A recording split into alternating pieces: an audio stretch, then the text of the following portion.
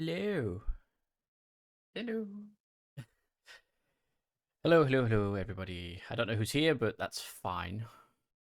Because we're both here today to do stuff. Yes. Yep. I'm a little groggy and I'm getting a sore throat, so apologies if I don't sound as enthusiastic as I normally. I'm sure it's fine. It's just it's just clearly Nogo is trying to take you before the Kroot take you. Yeah, don't appreciate that. But yeah, we are going to, if I go over to this one.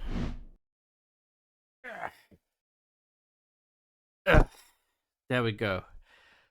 Kroot. Ah, Kroot. Yeah. The, Delicious. the Kroot ASMR. So, we're going to look through the Kroot hunting pack. Maybe build some minis. Yeah. Now I just need to get out and stand sleeve. Two. Have some background music. Aha. Okay. So it comes in a sleeve. And then you get the full sleeve artwork.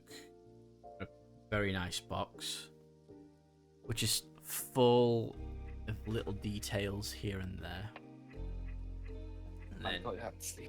on the back, it's hard to see on mine, but it's got artwork from the 3rd edition Tau Codex on the back of it. Yeah.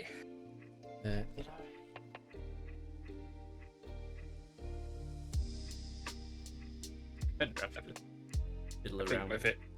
I think my favorite detail is as you pointed out to me yesterday, is the bottom right. There's the Krieger that's like, oh no. Yeah, it's just like, mistakes have been made. Oh wow, this is actually packed. Jesus. Just need to get it open. Holy moly. Sprues everywhere. It's just a Oh, mountain of sprue. Holy crap! Yeah, it's just sprue upon sprue upon sprue. I know. Move the box out the way and then we can put sprues individually here. So, it's one of the. This box. That looks like the Krutox you got there. Yeah, this first one. This is the Krutok. This is the Krutok sprue. Yeah, that's the guy with the big gun. Yeah, which is such a glow up from the previous Kroot, previous Krutox. Yeah, it's pretty Look nice at sprue actually. Gun is massive. It is. Reminds me of a twin-link las cannon. Yeah, just as a point of reference, here's a like armatures autocannon. Oh, okay. See So what you it's- mean. Yeah, it's quite hefty. See if I can get my camo rod. Okay, and here's a stealth suit. It's like a size comparison. It's quite big, Yeah. but it's not too big, which is nice. It's looks like it's going to be maybe about the same size as the well, maybe not exactly the same. It's definitely not the same size as the previous Krutox, but it's definitely going to be along the ballpark rather than just make it super massive. Yeah.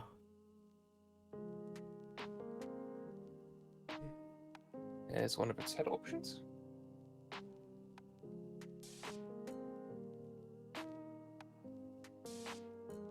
Two thousand 2024. Oh yeah, I see what you mean. Yeah. Love this. I love this leather detail, along with their etchings.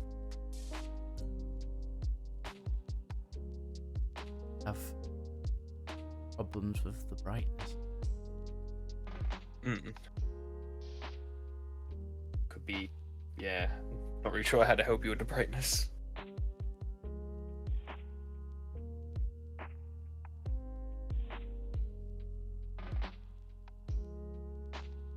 Ah! Ah, I know not what I have done. it's been. Ah, there you go. Oh wow. Yeah, let's try not to mess with that. That doesn't look too bad. Yeah. That's the first one. Mm. Next we have. That's one of the new Kroot shapers, I believe. Yeah, I think this is the flesh shaper. Yeah. I have.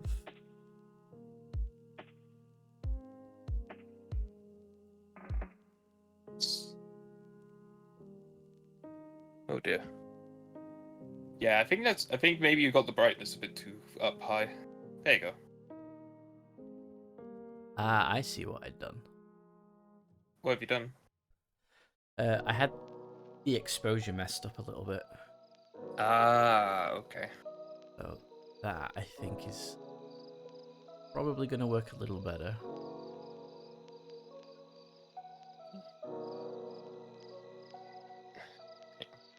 There we go. Turn the brightness down a little bit. There we go. So yeah, we got yeah, so this is the flesh shaper.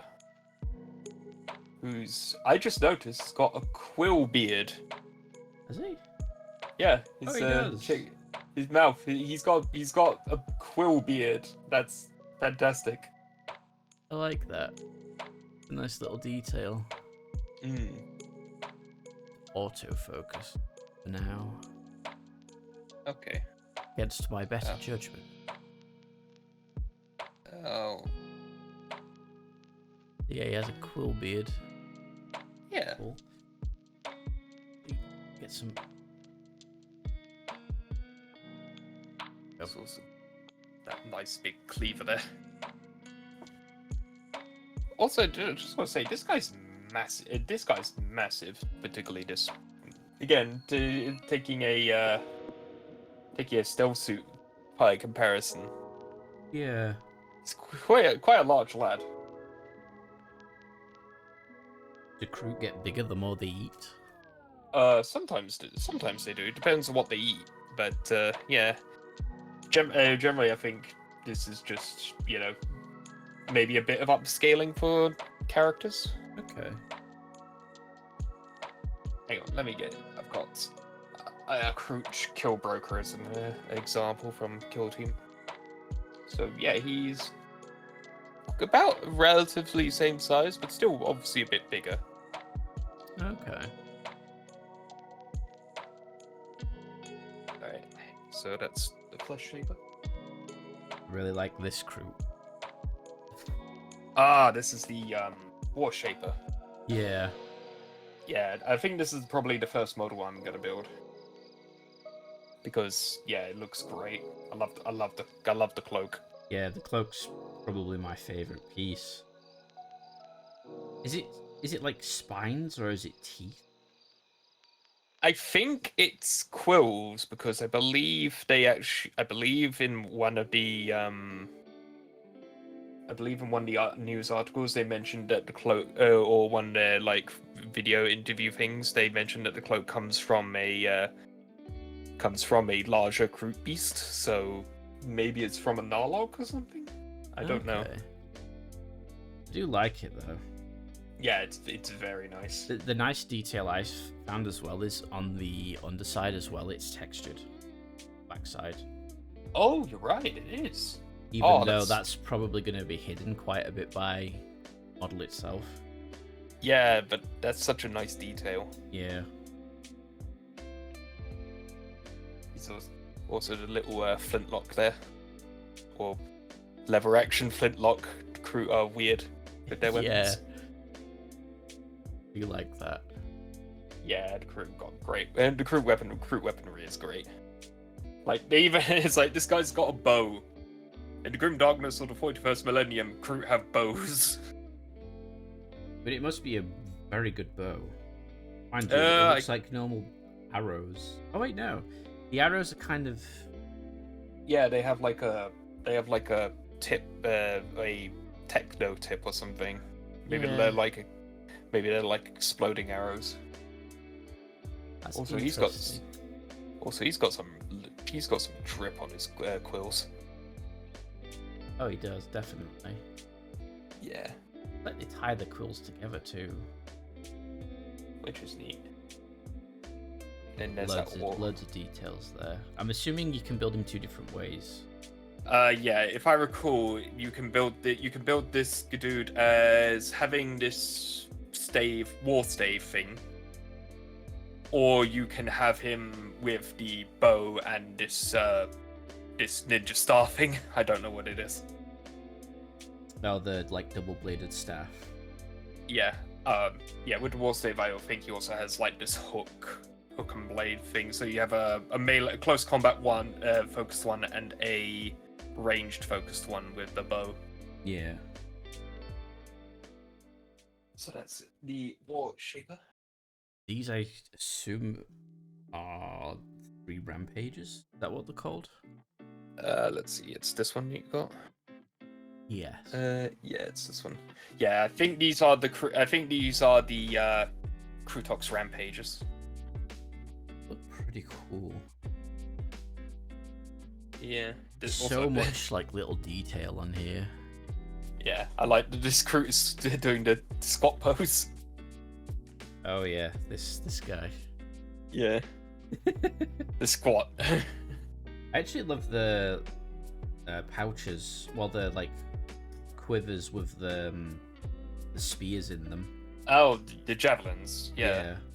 Yeah, they're pretty neat. Well, that was a gun then.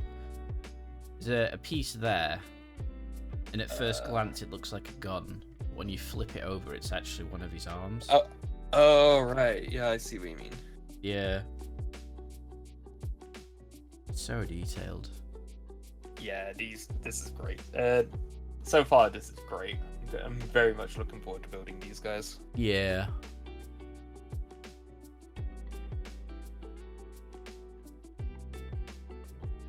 See anything else? I like that. Even like for where is it? No, over here. For like the shoulder pads, yeah, the Kroot shoulder pads. It's like if you look, there's actually dents and scratches pre-done into it. Yeah, I appreciate like pre-done detail like that, because I know you can quite easily mess up battle damage. Yeah. And just having like pre-done battle damage, I appreciate. Yeah, it is very nice. This is gonna be 2 through. Yeah, so these are 2 repeats. Yeah, these are the carnivores. So we'll put The one aside. Flip it over to the side with the numbers, because that's where most of the detail majority of the time is. Yeah. So yeah, this is the updated carnivore sprue, which has been waiting. Oh boy, 20 plus fir- years. yeah, 23 years I believe. The original Kroot came out in 2020 in 2001. Yeah, I remember when they came out. They came out around the same time that Dawn of War, the first Dawn of War game, was released. Yeah. The light's flickering. 1 second. Nice, lots of detail, lots of little greeblies. Love that I love that the Kroot rifles have got quite a bit of detail. Like some have got like shorter blades. This one's got a bludgeoning end to his Kroot rifle, and it's even got a little scope. Yeah, I like that some of the shoulder pads as well are more like actual Tau. Yeah, I just saw it. This Tau one, themed. yeah, this one's an actual like Tau looking shoulder pad. That's great. Yeah, number 32. Yeah, And then number, I think that's 96 as well. Both those have got really nice Yeah. little details. Yeah, it is very nice. They've still got some of the original things, like the individual shots for the Kroot rifles. They used to have a lot of those original kit. The one with the knife, the pouch, and the grenade as well.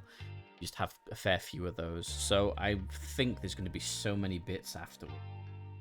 Yeah. But I really do love that there's like individual holstered gun, like pistols with like wrapped ammunition. There's like, I don't know, some kind of a hook there with rack of ribs. Yeah, like a rack of ribs. Yeah. I just noticed that one of them has a tau there's a tau antenna here. So that tells me that one of the Kroot heads has a tau radio antenna attached to it. That one. Oh, found it. Number 30. So you can see there where the antenna would go. Oh, yeah. Found him. Okay. It's nice to see that, yeah, there is just, like you said, there's a smattering of the few bits of Tau technology to, like, hey, these guys actually do work for the Tau. It would make sense that the Tau give them their technology. Yeah. But I'm still trying to figure out all my balances and everything. Yeah, that's fair. I like this pistol holster. Even if you don't use these for like Kroot details, you can always just take this and then maybe add it to like some Underhive Ganger or Rogue Trader retinue, because that sort of like flintlock pistol just works wonders for like other the Imperium. Hello, Rupert. I hope we will see thick coats. You will not see thick coats of paint here. Oh no. And hello, Sayori. And hello, Jotun. Oh wow, I missed like a bunch of messages. And yes, hello, Rupert. On my end, Kroot. Oh, good. Yeah. Really gonna have to deep dive this camera because I know it's a lot better than this because we're using the same camera, but yours is like so much clearer than mine. Yeah, I don't know what's happened. It's fine. I like this arm that's just sticking out the knife. It's just like you. It's the Kroot version of a point, only they use knives instead of fingers. Yeah. And Kroot deserved this, yes, Jotun. Kroot, absolutely. They really much needed this update. It was so bad. I'm so glad that they got it. I do like my free Warhammer poster. Yeah, yes, the obligatory protect the codex and the other stuff from the models. So we'll take that. Okay. Have you seen how the codex comes? Ooh. It's like in a little cardboard protective case. Yeah, looks like for me it looks like some of the models did press down on it. There's a few bumps here. There's a few dents here and there. The logo thing did not save it. Yeah, that's That's going to be the index cards. Yeah. So we Look have at that art. Yeah, but this far sight art is pretty good. Let me turn down the brightness a little bit.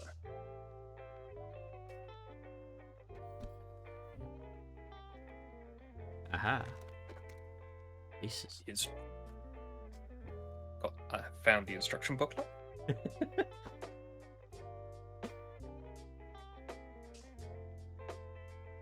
You could make up my damn mind on what to play in 40k.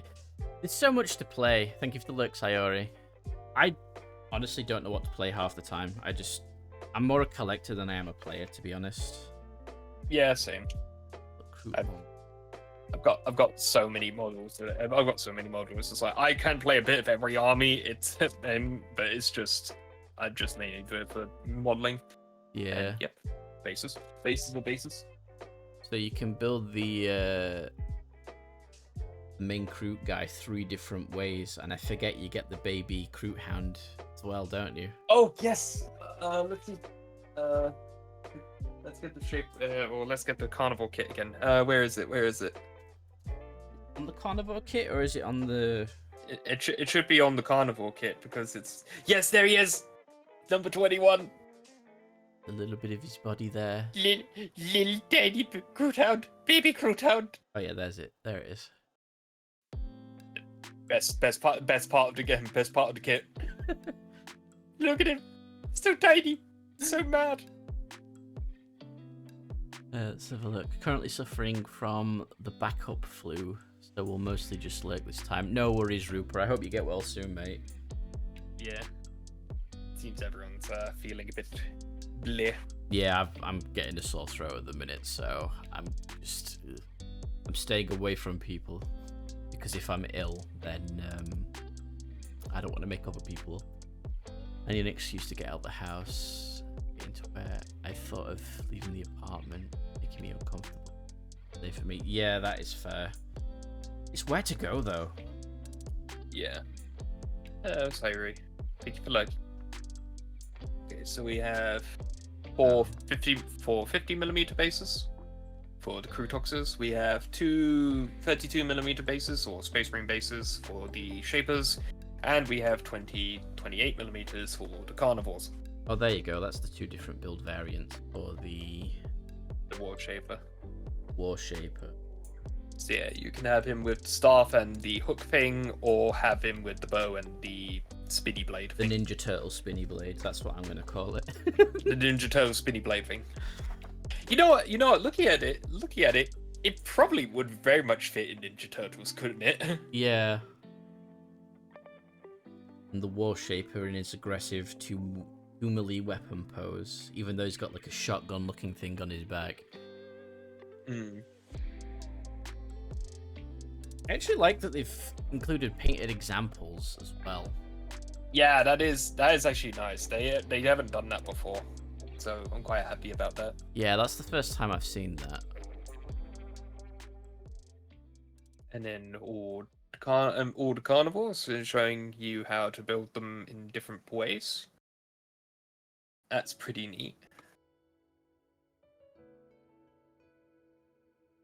Having multiple choices for carnivores is always very, very nice. So you can do... What's the different choices here then? Let's see.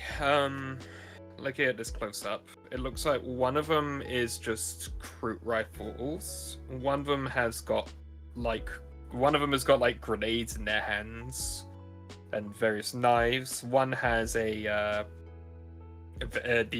leader has a knife pointing forward arm or a knife raised arm. I can see that. So he's got like knife pointing forward and then knife raised. He's also got 2 different gun options. I noticed there's a pink option here at the bottom for the whatever the sergeant is for the crew, and then the guy at the back. Yeah, he's got a new. He's actually got a new name. We'll find out when we read the codex. But yeah, they've actually given a Kroot sergeant a name. Okay. But he's called a Long Quill. Long Quill on the next page. Okay. Long Quill. Yeah, I see it. So it's like he has one where instead of a knife, he has a pistol pointing forward. Yeah, there's... Oh, I see. I think they're just like... I think they're all basically the same weapons that they can have. It's just different posing with it, which is very nice, in my opinion. It's just like, hey, you get the... It's just alternate ways of building the same Kroot, just to diversify it, so you don't have, like, 5... So it's not like the Infernus Marines, where it's literally just the 5 dudes over and over again. Yeah, there's at least some variation in this. Yeah, even though even as they are all have the same weapons, it seems it's just variation. Yeah. I have two of the largest gaming stores in the UK and driving distance problem being constantly broke due to the life kicking me in the tender bits. Yeah, life has a way of doing that. Yeah. That's unfortunate, Jotun.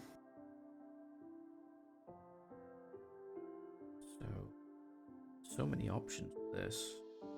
Yeah, and like they're showing here, you can have like one Kroot is literally running forward with a rifle in one hand and a grenade in the other, or you can just have him running forward with the Kroot rifle.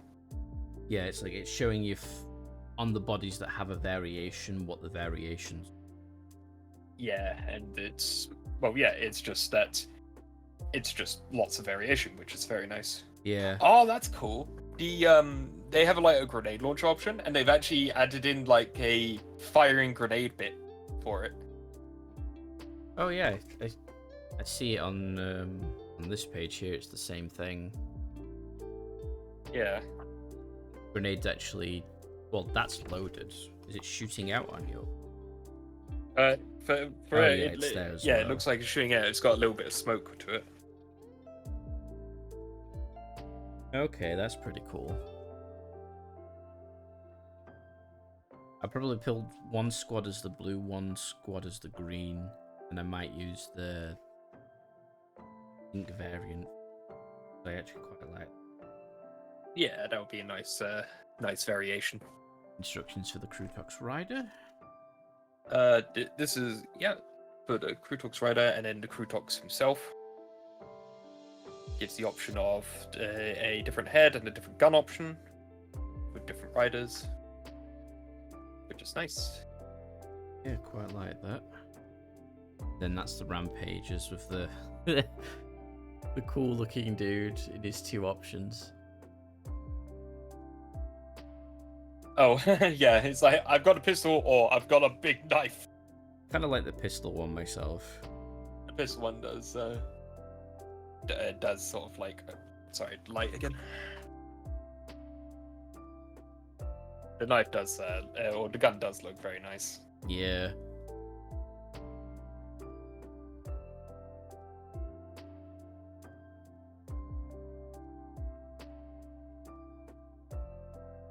And you got the one that's charging forward. I think this is my favorite one of the Rampages of the Krootox riding forward, and the guy looks like he's just sort of like swung his with the sword backwards as if he's just done a swing. Yeah.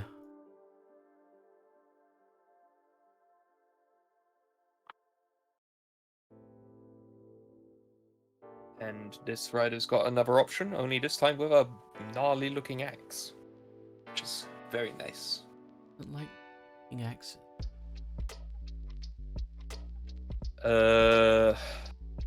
Slanesh followers. Well, they prefer swords and spears. that is true.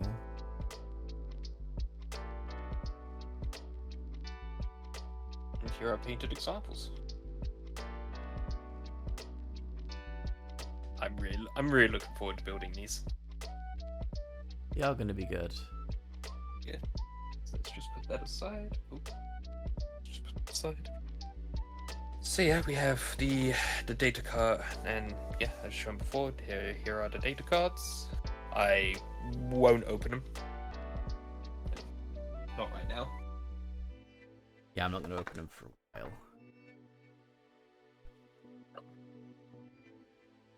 This box. Work with me here. The camera is a seditious rebel. It is. Doesn't want to play ball. It does not value democracy.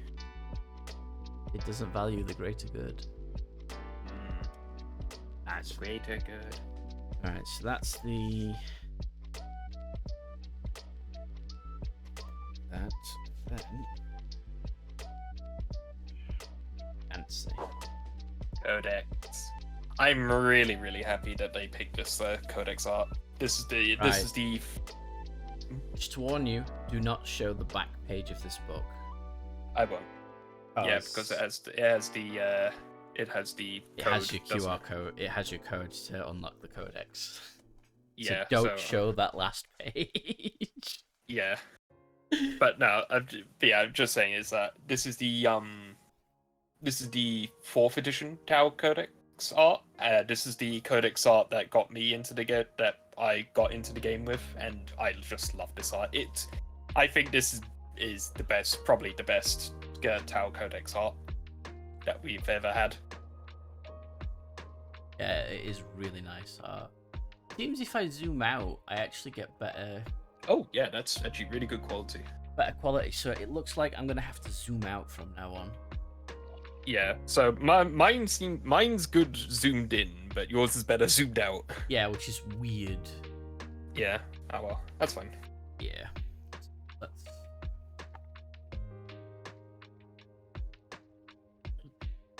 Tau Empire, Enlightenment and Unity.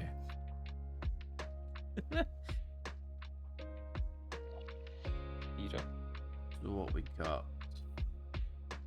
Contents. Light off. Wait, with the light off. The Tauver Showcase Combat Patrol Forces of the Tau Empire, so that's going to be all your data sheets. Let me also turn my light off. Crusade rules, I'll be interested in that. Ooh, yes. And then Also point has rules values. for the. Also has rules for the. Oh wow. Okay, that was weird. For the combat patrol. That's nice. Yeah. The contents. Oh. So is Tauver... Is that just their way of saying the greater good? Yeah, Tauva is the Tau word for the greater good. Okay. No, you're keeping secrets. Well, yeah, the code at the back is for us. That's why we're keeping secret. Lots of writing. Which I don't mind. I probably will read through it eventually. Ah, there's the colorized version of the codex page. Page 11. Yeah. Is that the merchant? Is that a merchant fleet ship in the background? I think so. Because it looks more rounded off, and I know the merchant fleet are more kind of spheres and yeah, the all it. Yeah, it probably is because when this art came out, the Protector fleet, which is the sort of like the military fleet, wasn't even a thing until Forge World made them. Yeah. Look. This is a classic one. Oh, classic art. I recognize a lot of this art from the 3rd edition codex. Other art is like completely new to me because I don't know where all this art is from. Yeah, let's talk about spheres of expansion.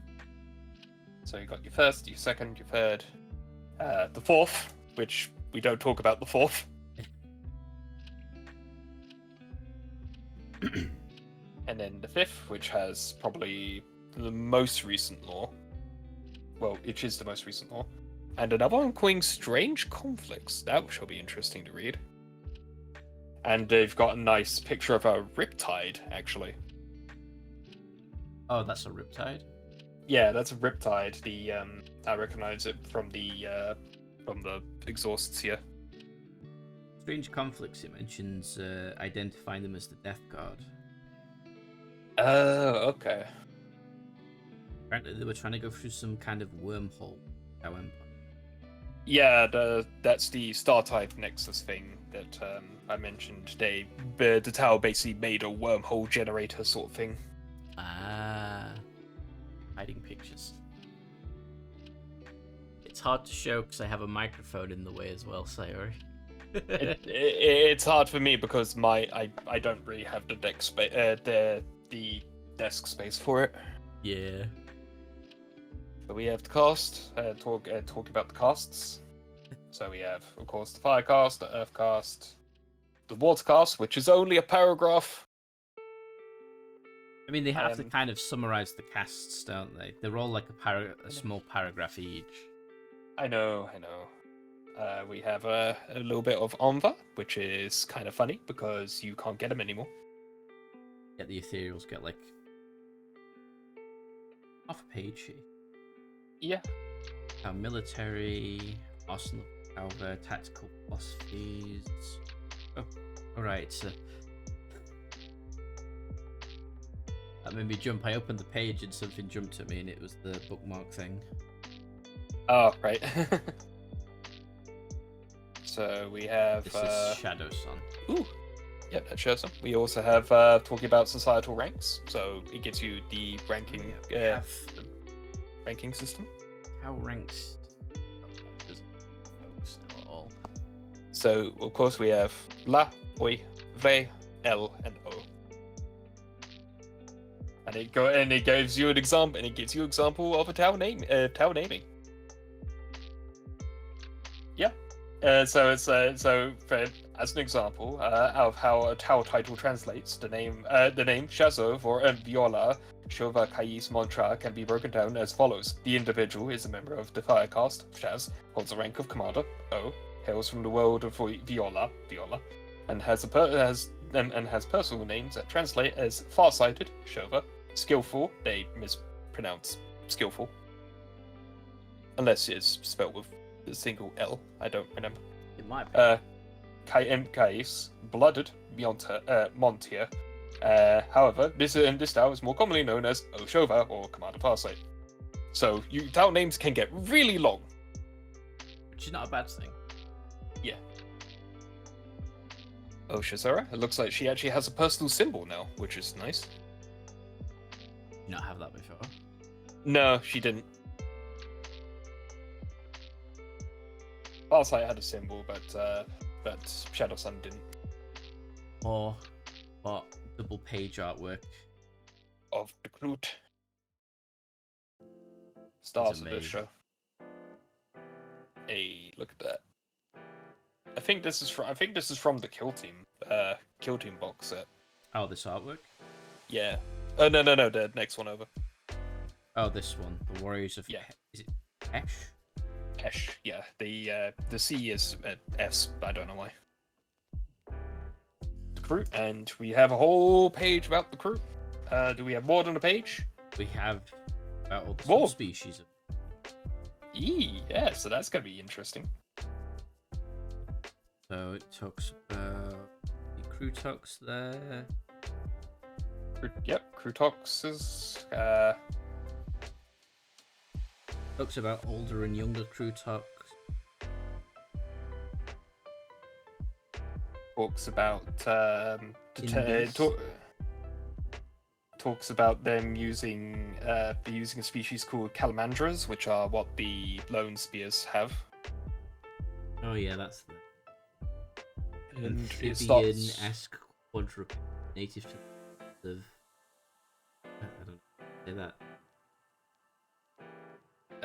Swamps of Chatter. Chatter. I understand nothing, but I can look at that. Is fine, Slavery. This is a nice picture. Oh wow.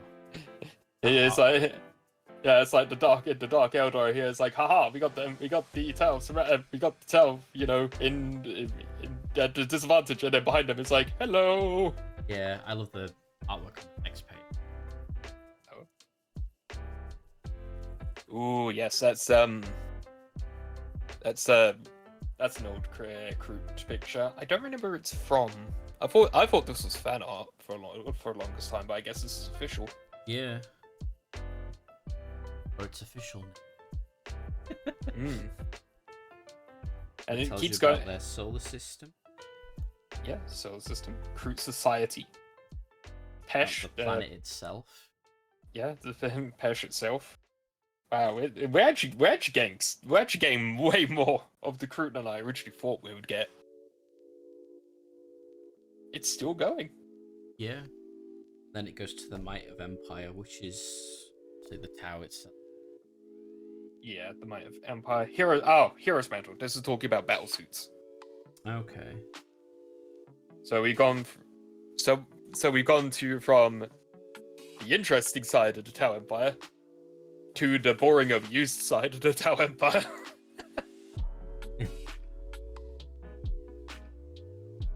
Tells you about the ghost keel on that small box on the right hand side. Oh, the classified. Yeah, it's Yeah. only just recently been classified. Yeah. Oh, and that's a classic piece of art on the next page. Yeah. Ah, yes. This was from the 6th edition codex, when the Tau got their first major refresh.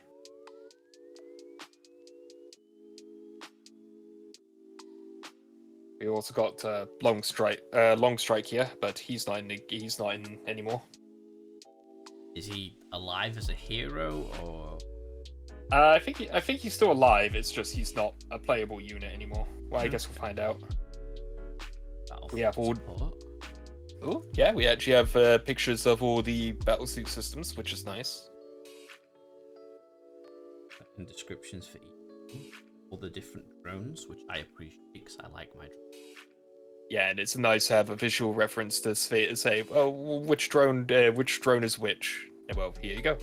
Yeah, because honestly, with certain drones, you can kind of make, figure it out. Okay, they have guns, they have missiles, but when they've like got oddly shaped little nodules underneath the drone, it's like, okay, what's what?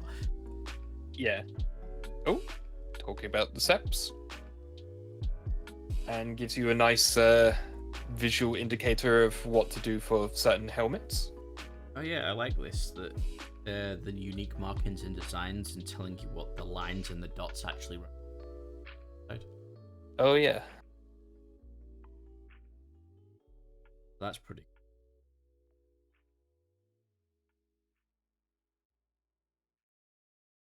So like everyone's.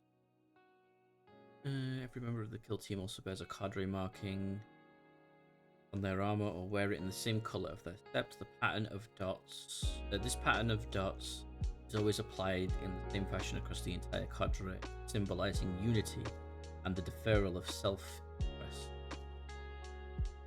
Okay. Then yeah, about the different colors. Yeah. Blue cow in the corner. Sakea. Yeah, Sakea is the SEP that I base my guys off of. Okay. I almost thought here in the bottom right, you can't see it very clearly on my stream, but it looks like that Tau he's almost got like a cigar in his hand, in his mouth. It does, yeah. But that's a nice. Honestly, that's some nice art of the Earthcast. We don't really see many pictures of the Earthcast. Yeah. So gonna say, are they normal sized drones and they're just small Tau, or? Those are way bigger drones than. Actually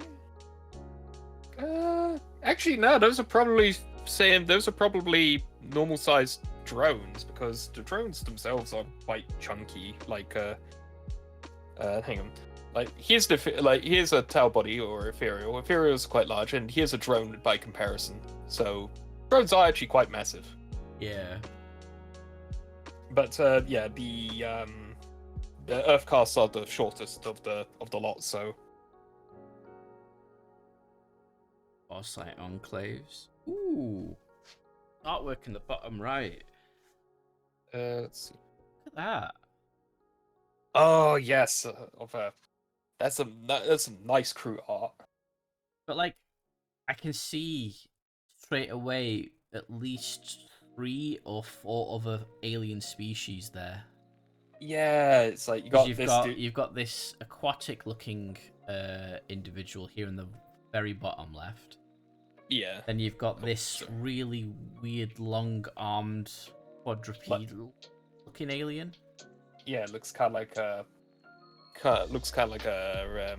mycelial creature. Then you've got like the big slan looking dude in the back.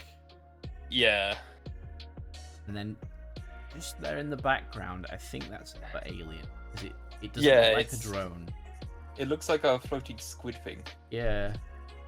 See, this is what I get annoyed about sometimes. It's like, look at all these creative races that you can like build models for, and flesh out the Tau that way if you want. But GW for the past like 10 years have just made, let's just do more battle suits. Alright, so here's Shova, or Farsight. That's again, very nice art spread. Who'd be fighting them? If I believe this comes from the Arcs of Omen book, so they're fighting chaos. They're fighting chaos and orcs in this.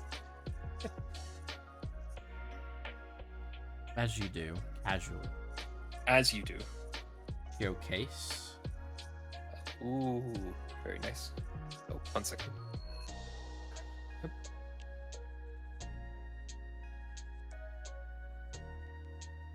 They're up against white scars here, right?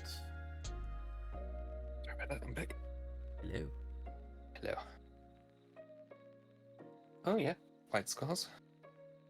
Oh, So sorry. obviously, the classic Tau color is this like orange color. So, what changed so it was like this white and red color? Well, the white and red is of a different set. So that's the ochre one is the Tau, like Tau. Yeah. The homeworld of Tau. The white and red one is Viola, which is the new poster child set. Okay.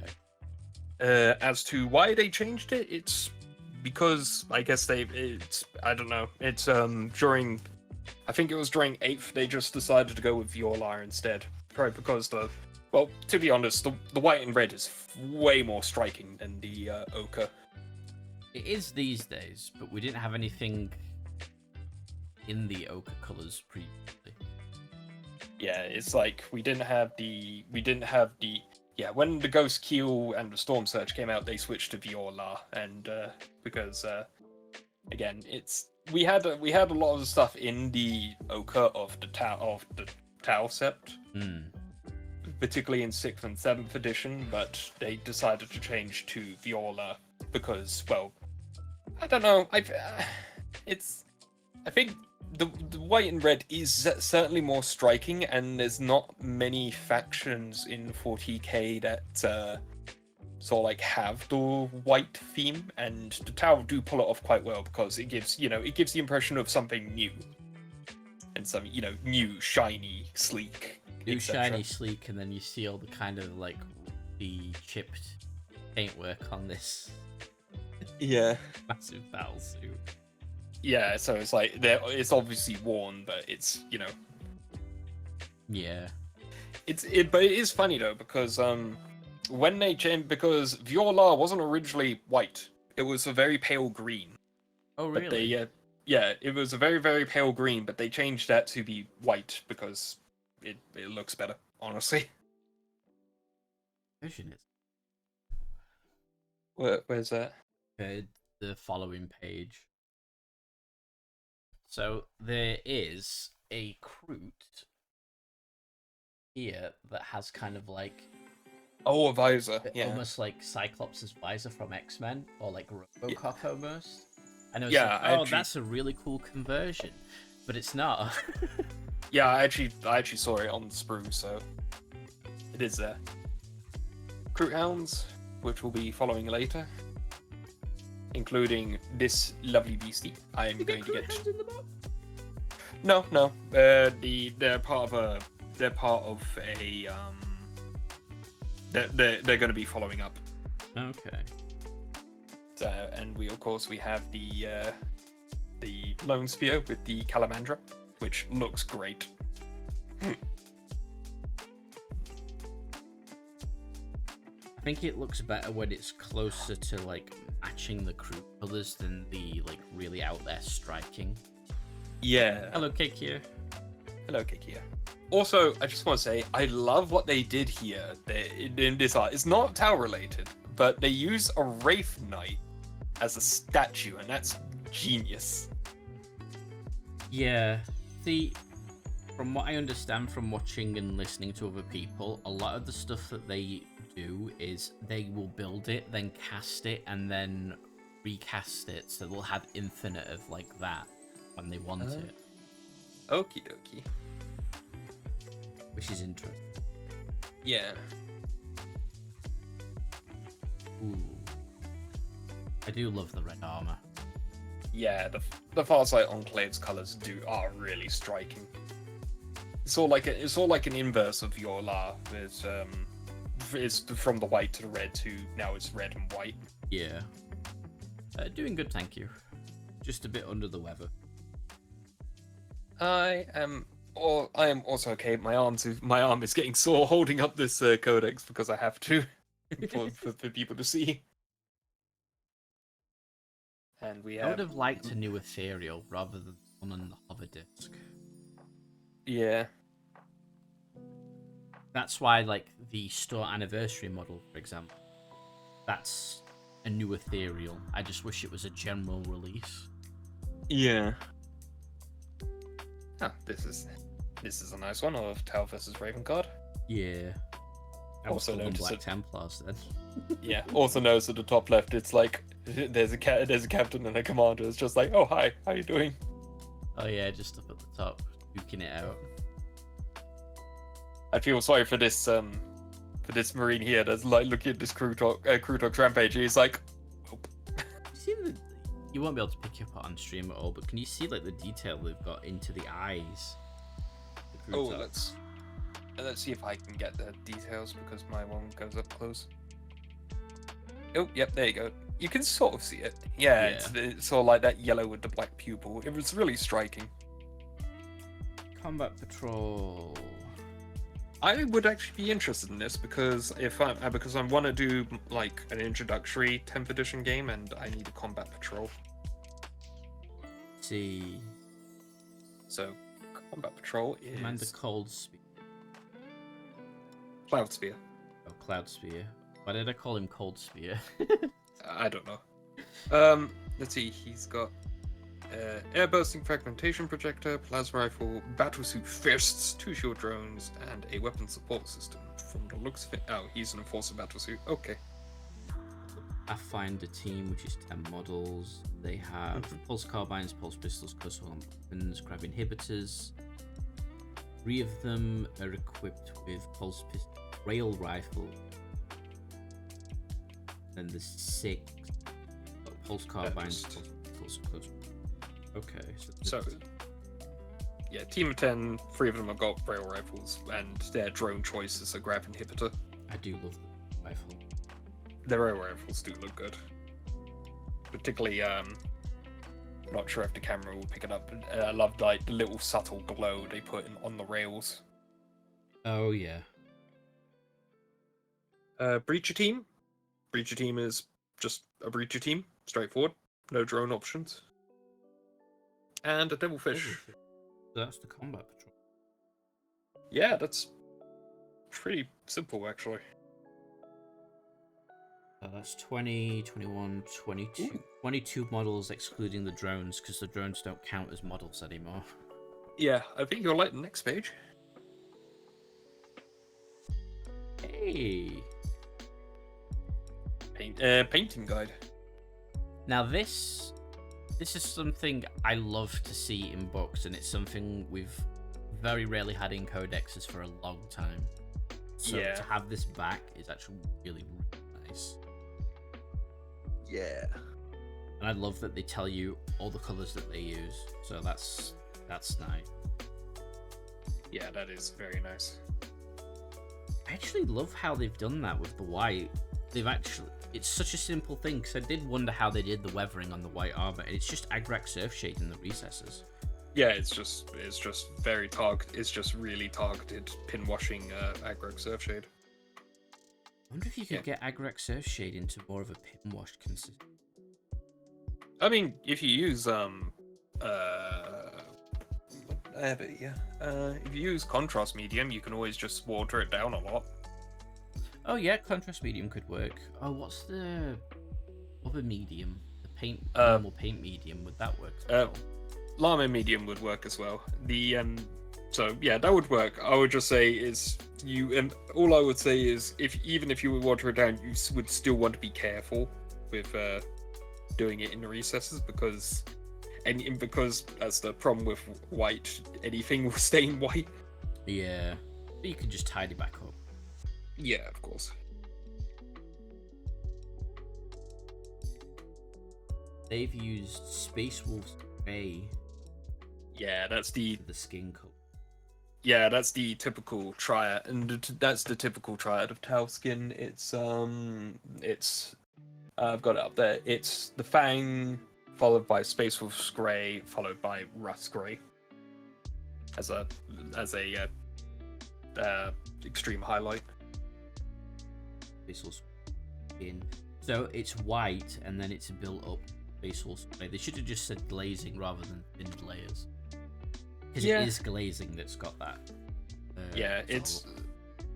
Of course, this is a very simplistic. This is a very simplistic one because if how you usually do it, how you usually do Tau skin, or at least what I've been doing all this time, because that's the guide that I've followed, was the base of the Fang.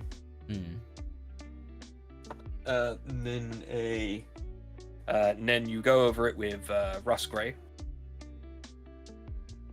So obviously avoiding the recesses. Yeah.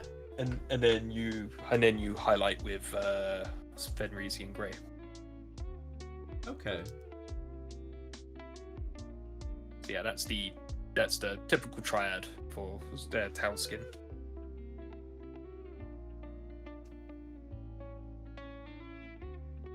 And then we have rules for the combat patrol.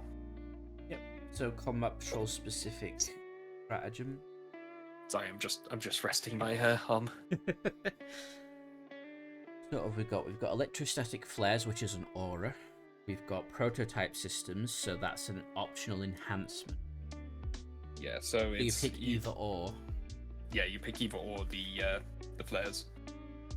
Secondary objectives, you have surprise attack, which is default.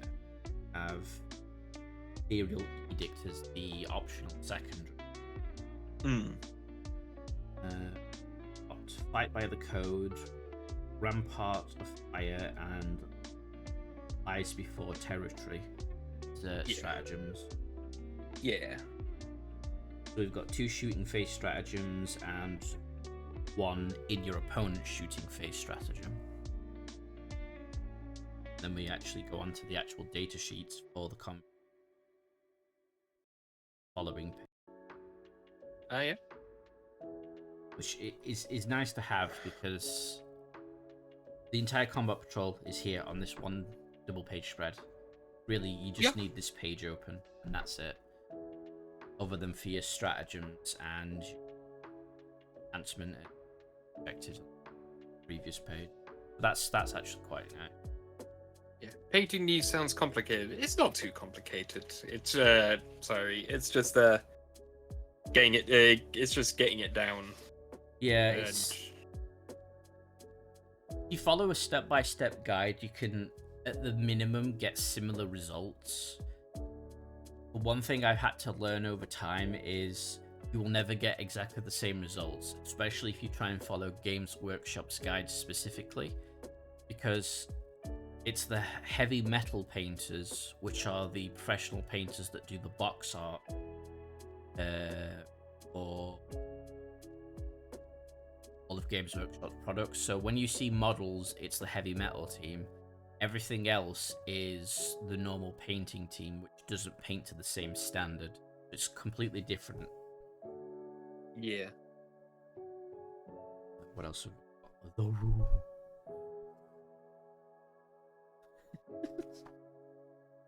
Production. So it was attachment rules, enhancements, stratagem. Army rule for the greater good. What does this do? Well, let's have a read. If your army faction is Tau Empire, then in your shooting phase units from your army can work in pairs to help each other target specific enemy units. When they do this, one unit is the observer, and the other is their guided unit. The enemy they are targeted is called the spotted unit. Each time this year you select this unit to shoot. If it does not have an observer unit, if it is not the observer unit, it can use this ability. If it does, select one other friendly unit with disability that is also eligible to shoot, excluding fortifications, battle shocked, and observer units. Until the end of the phase, this unit is considered guided. And that friendly unit is considered the observer unit. Then select one enemy unit that is visible to both of those units. That is the spotted unit. Until the end of the phase, each time a model in a guided unit makes an attack that targets the spotted unit, improve the ballistic skill characteristics of that attack by 1. And if the observer unit has the marker-like keyword, it has the ignores cover ability. Each time a guided unit makes an attack that does not target the spotted unit, worsen that ballistic skill characteristic of that attack by 1. And they have a nice handy-dandy visual guide. The visual guide, which is really nice. Mm-hmm. Okay, sounds very different. Oh, it is very different to doing canvas paintings. Yeah, absolutely. And we have all the rules for the drones. If you have the models place a drone token next to your model behind the count as models for any army rule purposes. So drones are now just for a reminder if you have the drone thing. Drones are now tokens, basically. Yeah. But they're tokens with weapons and stuff. So yeah. I wonder how that works then, because if, like, for example, if drones have weapons or they have benefits, you can't kill them. Yeah. So is it basically saying that you will have these, bonuses until the entire squad is wiped out? How it usually works is that the leader of the squad has the person who takes the drone. They are attached to him, so him or her. So if you were to say, if we have a fire warrior leader, Shazui, then if you have drones in the squad, they are attached to that Shazui, and if that Shazui dies, then the drones die with him. Okay. Or her. Same thing with a battlesuit. Battlesuit can usually take 2 drones. If the battlesuit dies, the drone dies with him. Very small list of drones. Because when we looked at the pictures of drones earlier, there was a lot more. Yeah, again, this is back during 6th, all the previous editions, particularly 6th and 8th edition, when they introduced the Riptide, the Storm Surge, the Ghost Keel, etc. They had a whole slew of drones, and they all had individual rules. I do have one of the old kits, and it has like the really long drone with the rotor cannon on it. Oh yeah, the recon drone. You get that with the Pathfinder kit. Okay, I just wondered why that's not here. Does it mean it's not a thing anymore? I think these are the. These kind of like the bog standard drone. Yeah, I think these are like the bog standard drones that you can just get. We'll have to check, because you get recon drones can only be taken by Pathfinders, so I assume we'll have to look at the Pathfinders to find out what's going on there. Okay. Oh, my camera's going a bit weird.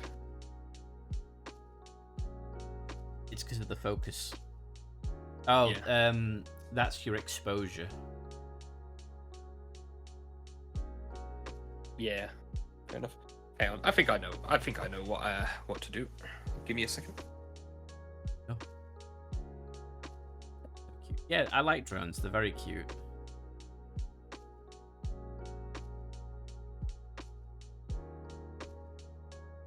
So these are detachments. So they've got 1, 2, 3, 4 different detachments.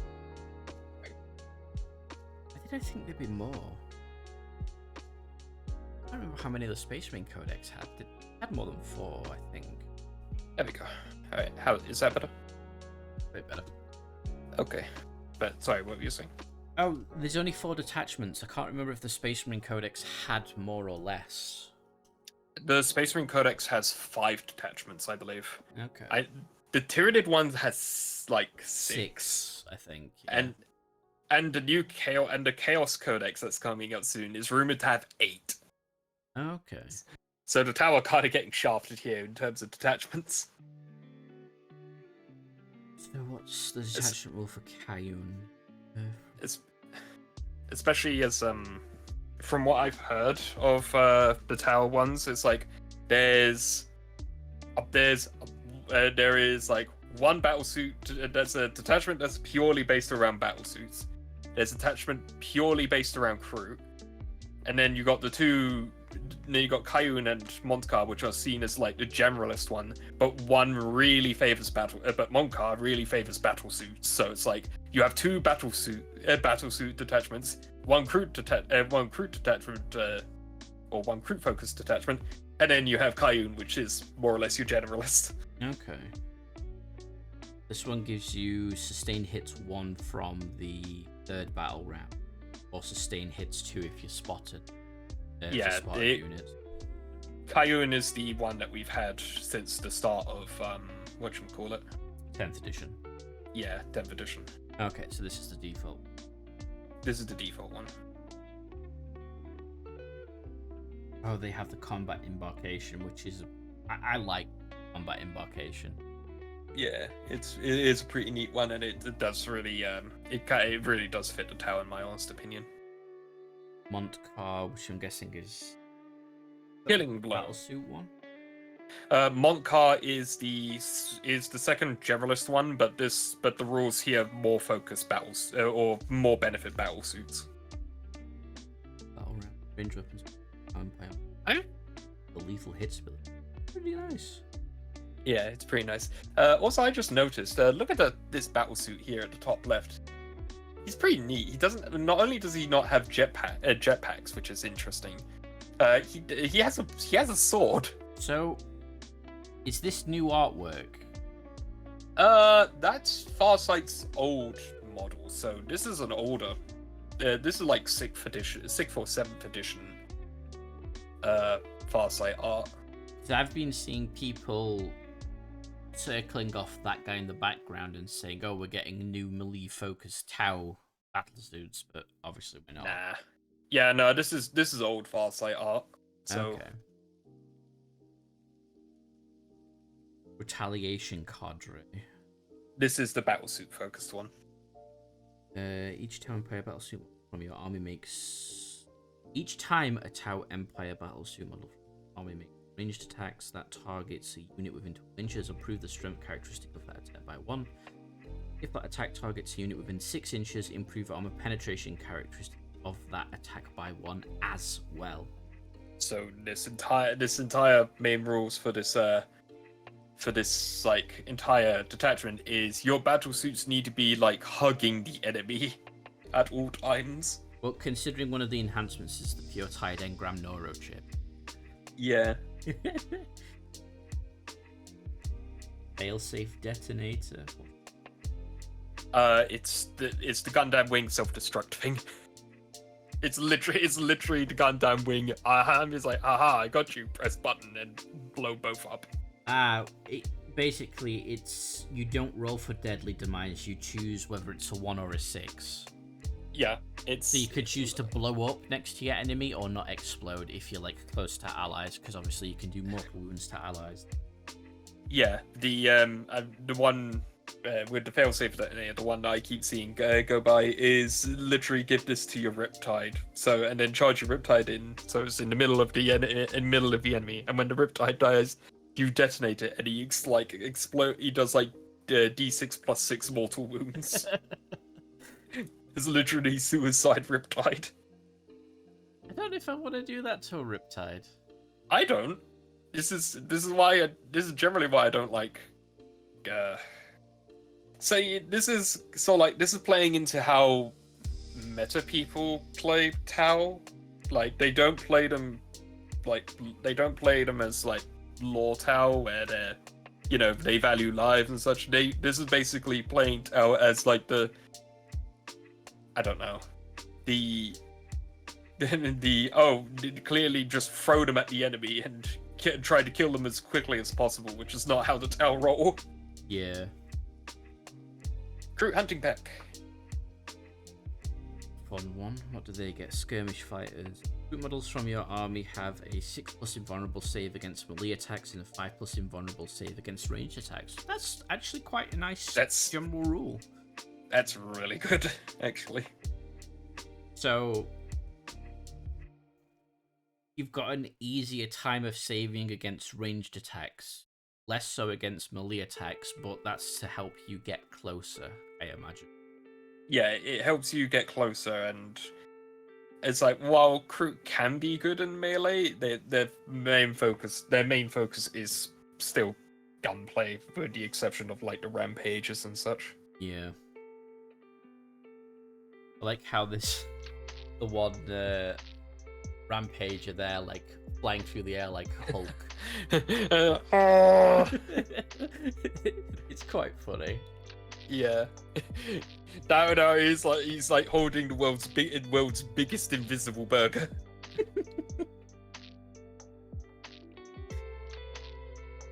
Data sheets, that's a nice piece of art. Oh yeah, that's a nice Riptide art. See, is that supposed to be the white armor because it's more cream there? Yeah, that's supposed to be like the Viola colors.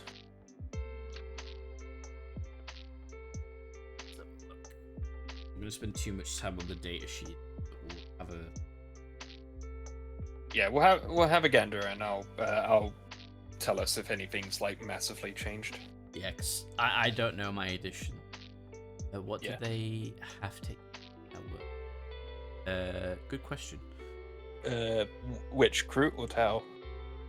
Assume both.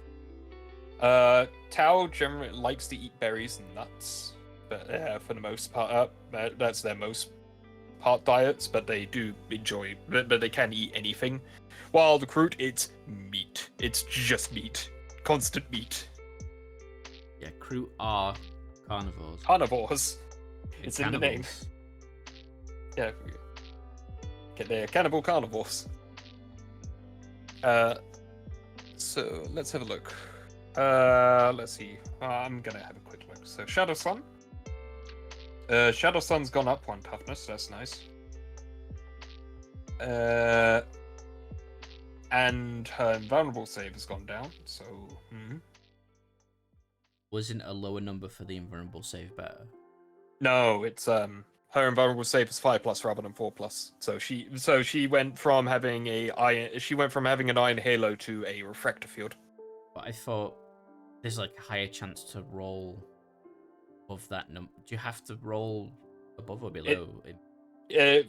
For saves, you need to roll that number or plus. So it's like if it says 5+, it means you need to roll a 5 or a 6 to save it. But if her invulnerable save was a 6+, oh, was hers a 4+? Her invulnerable save was a 4+ before. Okay, right. Let's see, Commander. Commander's got a lot of stuff. Commander Farsight. Sorry, right, no, the Commander in Battlesuit. Yeah, Commander Battlesuit. Sorry. Yeah. Yeah, I forgot to look at Farsight. Let's see. Farsight, is he still a melee monster?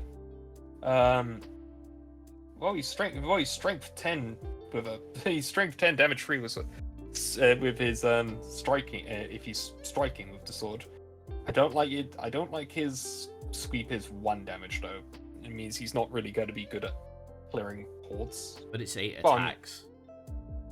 Yeah, but that's essentially assuming that you hit with all of them and you wound with all of them and all fail saves. You killed 4 Marines. Yeah, I'm gonna say 'cause Marines have 2 wounds each, don't they? Yeah, Marines have 2 wounds each. Hello D, how you doing?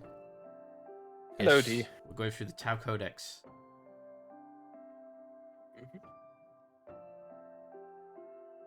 So we have the commander. Commander in a force of battlesuit. This is how it should have looked for Space Marines. and bajillion war gear options out the wazoo. Yeah. Should have Shoulda. had that. Yeah, I should have had all these options. What's the difference between an Enforcer and a Cold Star then? A enforcer battlesuit is the typical land-based version. It's more of it's a battlesuit it's a battlesuit plus basically. It's a better version of the typical Crisis battlesuit. Okay. It's got in lore it's got heavier iridium armor, and it's taller. It has a better power plant, etc. But it is still just fundamentally a Crisis battlesuit. The Cold Star, on the other hand, is the big fancy jet plane battlesuit that can go supersonic and can do atmospheric entry on its own rather than having a Manta bring it in. Okay. You just woke up. Also, I love the chibi avatars. Things are going well. Yeah, we have chibi avatars, which I've not mentioned Yes. yet at all. It's fine. It's just a little thing. Faru decided for this particular collab, because we were doing 40k stuff, to make these little avatars. Yeah. So I am my brain just farted then. I'm in Gravis armor, and I'm in the colours of my custom chapter, which is Dragon Knights and Husaru.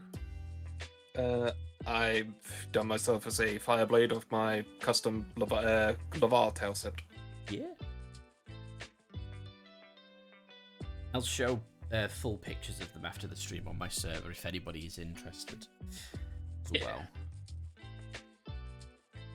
And yeah, they have like little outlines that move and dance. It's pretty awesome. Yeah. Right. So we have the Commander, Enforcer, Commander, and Cold Star. Padre Fireblade. Okay, so we have our first removal. Oh. We can't get a commander in a normal Crisis battlesuit anymore. It has to be a commander with Enforcer or Cold Star. Okay. Because in the previous edition, particularly with 10th edition, you could have if you didn't want to get the commander kit, which is why, because these kits are amazing. If you had like a spare Crisis suit, you could literally just have a Crisis suit commander as your HQ choice. And particularly with 10th edition came out, the Cold Star was sort of like your zippy around guy, so your super fast guy. The Enforcer was your tank guy that could withstand everything. And if you had the Crisis suit commander, he basically buffed everyone shooting because he was just a regular battlesuit commander and he just buffed everyone shooting. Okay. So they actually removed that. So now if you want a commander, it has to be an Enforcer or a Cold Star. You can't have a regular one. Which is okay. Okay.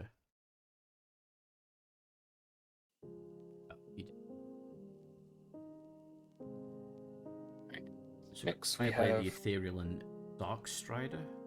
Yeah, Dark Strider. He got a new model. Was it last year? Yeah, last year he got a new model. He got a plastic version that's good, and they got rid of his fine casted version, which is good. Remember to yeah. Test. Yeah, I will say though, as someone who actually got the Dark Strider plastic model, such a pain in the ass. it's the like, little drones.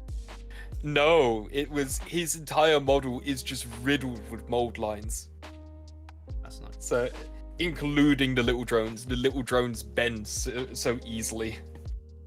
Yeah, I thought the little spindle drones from Blackstone Fortress.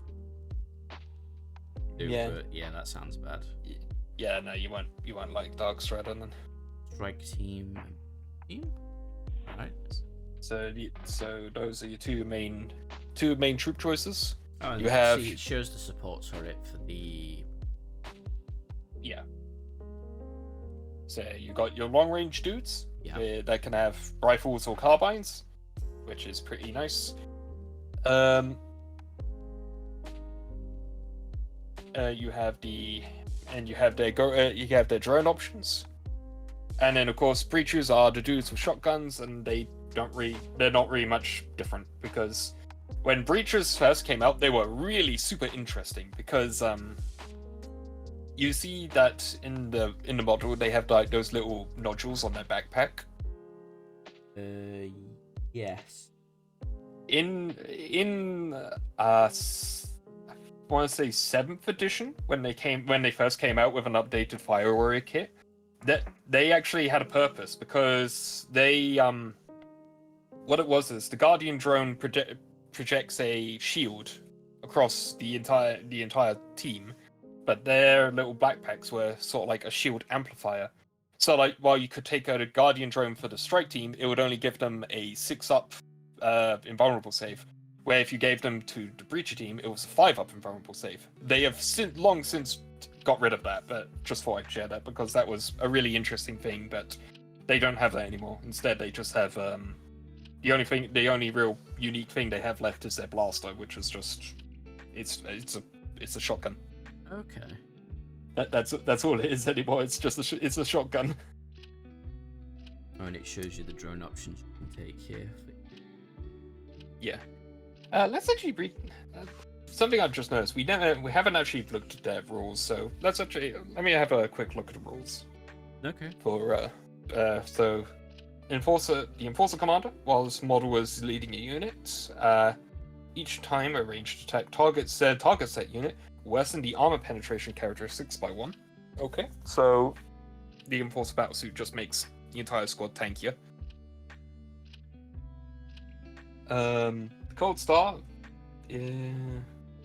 just does what it did with 10th edition. It makes the entire unit move 12 inches and gives everyone an assault keyword. Okay. And they do have the war gear abilities as well. So can get like a 4+ invulnerable save with suits. You've got the weapon support systems on both suits. The battle suit support system on exactly. Yeah. Both. Yeah, so the battle suits were originally well known for like their customizability, etc. It seemed, from what I've heard, only the commanders are customizable anymore. So yeah. Any weapons with a star next cannot be taken. Yeah. But anything else can. Yeah, anything else can. So if you for your commander, if you want him to have like multiple fusion blasters, you can do that, but you can't give him multiple cyclic ions, which is a plus. Thumbs up from me, because honestly the cyclic ion blasters are stupid. So my main question around this, because I don't know how to play 10th edition, and I've not really played since 3rd edition. It says you can take multiple of the same gun. Do they count as a separate gun, or do you gain twin linked? It's a separate gun. Okay. So if you take 2 fusion blasters, you have 2 lots of fusion blasters to fire. If you take 2 burst cannons, you fire 2 lots of burst cannons. So that's 8 shots rather than 4 shots. That's twin linked. Right. Because I believe the only reason I ask that is because the main glaring one for me is the lieutenant for the Space Marines. Yeah. He can take 2 power fists, but he gains no benefits from taking 2 power fists. Yeah, I remember. Yeah. But yeah, that's how it works with the Tau. It's each one is an individual weapon. So like, I mean, like, if you really wanted to, I don't know why you would want to do this, but if you really wanted to, you could put 4 burst cannons on the commander, so they would have 16 burst cannon shots. I don't recommend it, but you can. I mean, that just sounds like a lot of DACA. It is a lot of DACA. It's a lot of DACA. particularly if you take a retaliation cadre as thing and drop it right next to a dude. That means those burst cannons. So that means that 16 shots with strength 6 AP 1.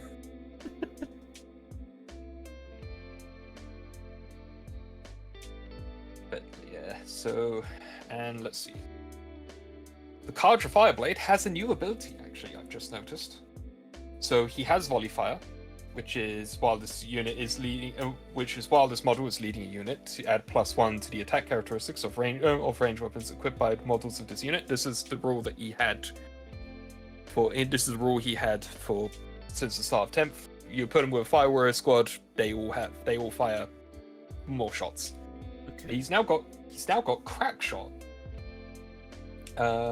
which is when he makes a range attack and gets a critical wound, his attack is an armor penetration characteristic of 3. Of minus AP Minus minus 3. Yeah, I don't remember if he had this or not, but that is a. But I don't remember if he had that or not. I never. But yeah, it's a really nice one. So you could just go beep and just blow a guy off, blow a guy's head off. I kind of wish he had a newer model though. Personally, I'm all right with it.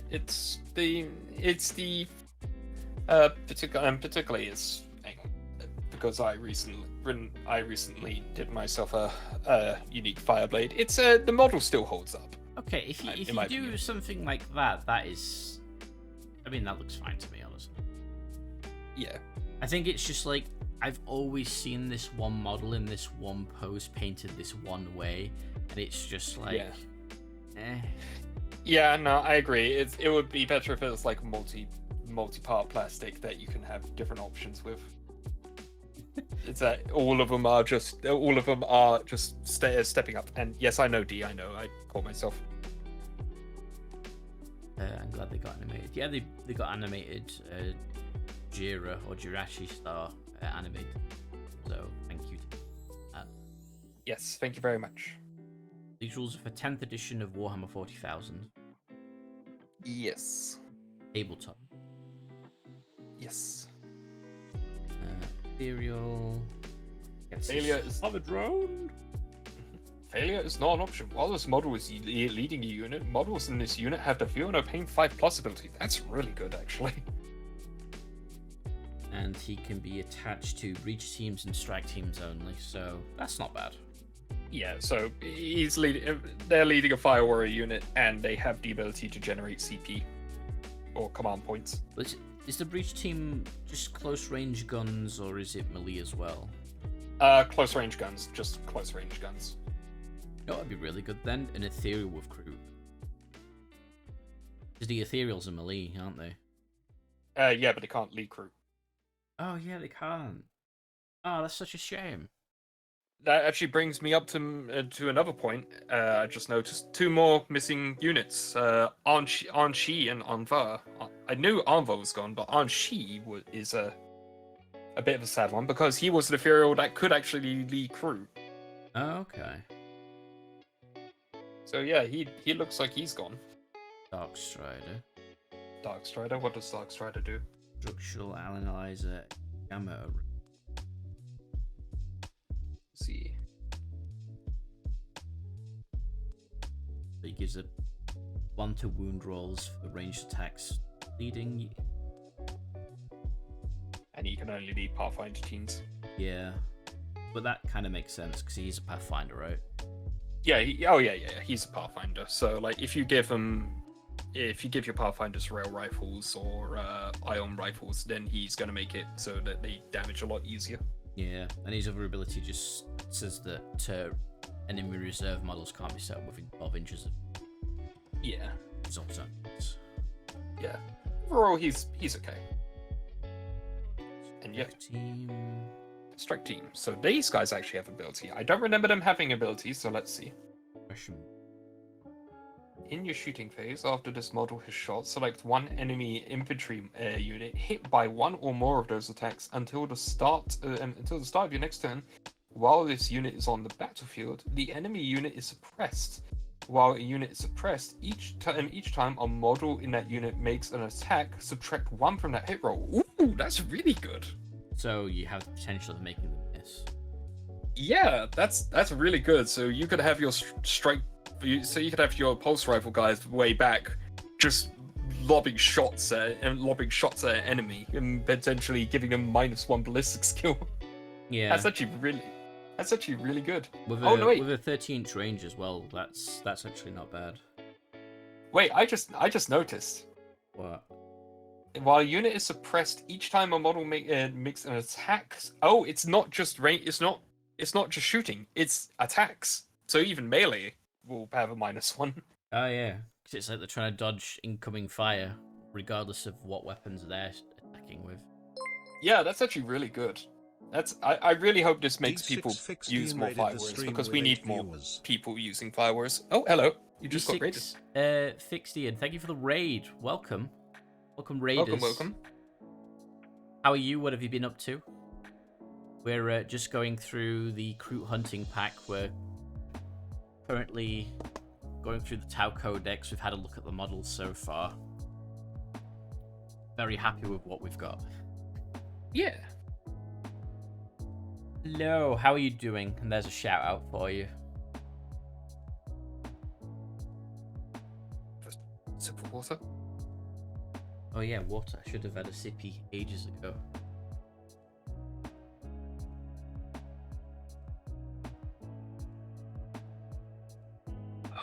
Okay.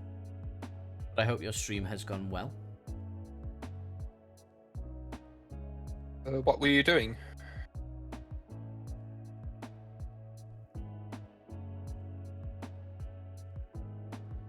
Thoughts on the Tau? The models look phenomenal. I'm still reading through the codex. So far, I like it. Hmm. This me as a actual Tau player. Yeah. What The downside we found so far is there's one less battlesuit you can take as a HQ, and you said 2 ethereals got removed, didn't you, as well? Yeah, they've removed the 2 named ethereals, Anvar and Anshi, which is annoying because Anshi could lead Kroot, Okay. and we just got a whole bunch of new Kroot. Sydney, Australia. Oh wow. Ooh. Other side of the world. Well, welcome to the stream. I hope you enjoy your time here. And sorry, the camera is not focused. My camera's if you're seeing it, me in the top left of Zan, my camera is focused around here, not down here. Got a dozen Kroot characters. Yeah, lots of Kroot, which is lovely. Yeah, it's the new Kroot look great. Okay. Oh, there's all your battle suits. Ah, okay. But hang on, let me just read breaches. So strike team. Oh, thank you for the follow. Yeah, thank you for the follow. Appreciate that. So yeah, strike team is. I hope a lot of people take more strike teams because that suppression volley is actually really nice, and we need more infantry-based Tau. We just need more infantry in Tau lists. A lot of people just use battlesuit spam, and that's kind of boring. Hmm. So what does breaches do? Breach and clear. Each time this model in this unit makes a range attack that targets an enemy unit within range of an objective marker, you can reroll that wound roll. Okay, so these You guys can are reroll wound rolls. Yeah, with range of an objective. Not bad. yeah. Tip It's Top Maker, thank you for the follow as well. Welcome. welcome. All right, battle suits. This is what I'm interested. Okay, so here's the other big change. They've took the existing battlesuit, just so you're fully aware, Zen. They took the original battlesuit. Words. The battlesuit. The battlesuit one rules. battlesuit unit, and I'm guessing you could make a million different units with it.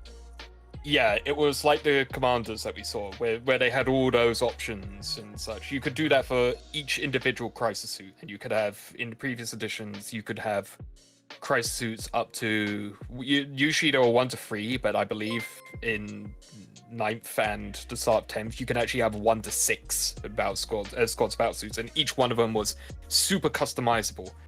However, for this change, they've taken that datasheet, that's what it is, datasheet, and they split up into 3 distinct battlesuits types. Okay. And Asunder, thank you very much for the follow. Ears, yes. Ears. Fluffy ears. Alright, now, I will say, when they first announced this in a news article, I really didn't like it. Right. Because I thought it got rid of the battlesuit, a lot of the battlesuit's flair. But I think I have since warmed up to the idea. Okay. And maybe the abilities of each unit will sway you further. Yeah, I hope so. Because one of the things I just want to be sure is that I remember. Yeah, here we go. I see it. So, because one of the things I was particularly concerned about was, particularly with these three ones, I was worried that you would be forced to be picked the weapons listed here. But if you look at the fire knife, below it says you can replace the plasma rifle with a missile pod, or you can replace the missile pod with a plasma rifle. So you can, if you want, you can roll a double missile pod battlesuit, which is what I usually use. So you can roll up a double missile pod battlesuit or a double plasma rifle battlesuit. They would just be a fire knife. Yeah, it looks like the fire knife and the star scythe can do that, but the Sunforge battlesuits can't.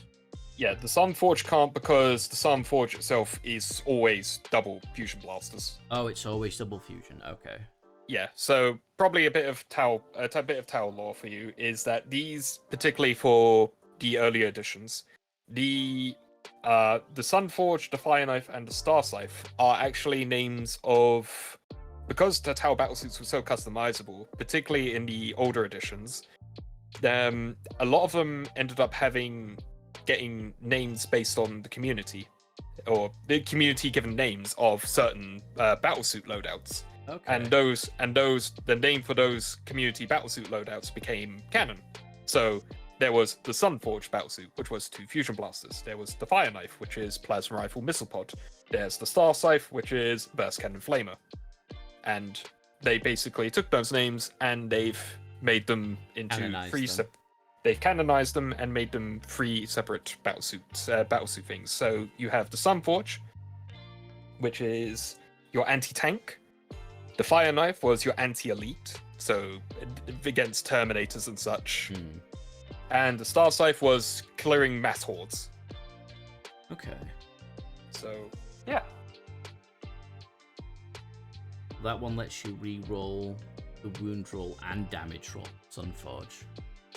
Yeah, so Sunforge allows you to re-roll wound and damage rolls against monsters or... Yeah, so again, this is your anti-tank, anti-monster. So the Sunforge suits are what you send up against the big heavy stuff. And important thing to note, these are also the only normal battlesuits that will get an invulnerable save. So oh yeah, they have a 4-up invulnerable save as well. Yeah, so again, with the old battlesuits, you could give them shield generators, and the certain battlesuits support systems and such. Okay. When 10th edition came out, there was 3 individual things you could take, which was the battlesuit support system, the weapon support system, and the shield generator. They've taken those 3 and then divvied them up between these 3. Okay. Need more Dakar. Definitely need more Dakar. Well, if you want Dakar, the Star Scythe one has battlesuit weapons, or has burst cannons. You can re-roll ranged attacks of hit rolls of 1, and if a target's at their starting strength, you can re-roll the hit roll instead. So that's kind of neat. Okay, so basically what it is a Fire Knife is good at attacking a unit that has not been damaged yet.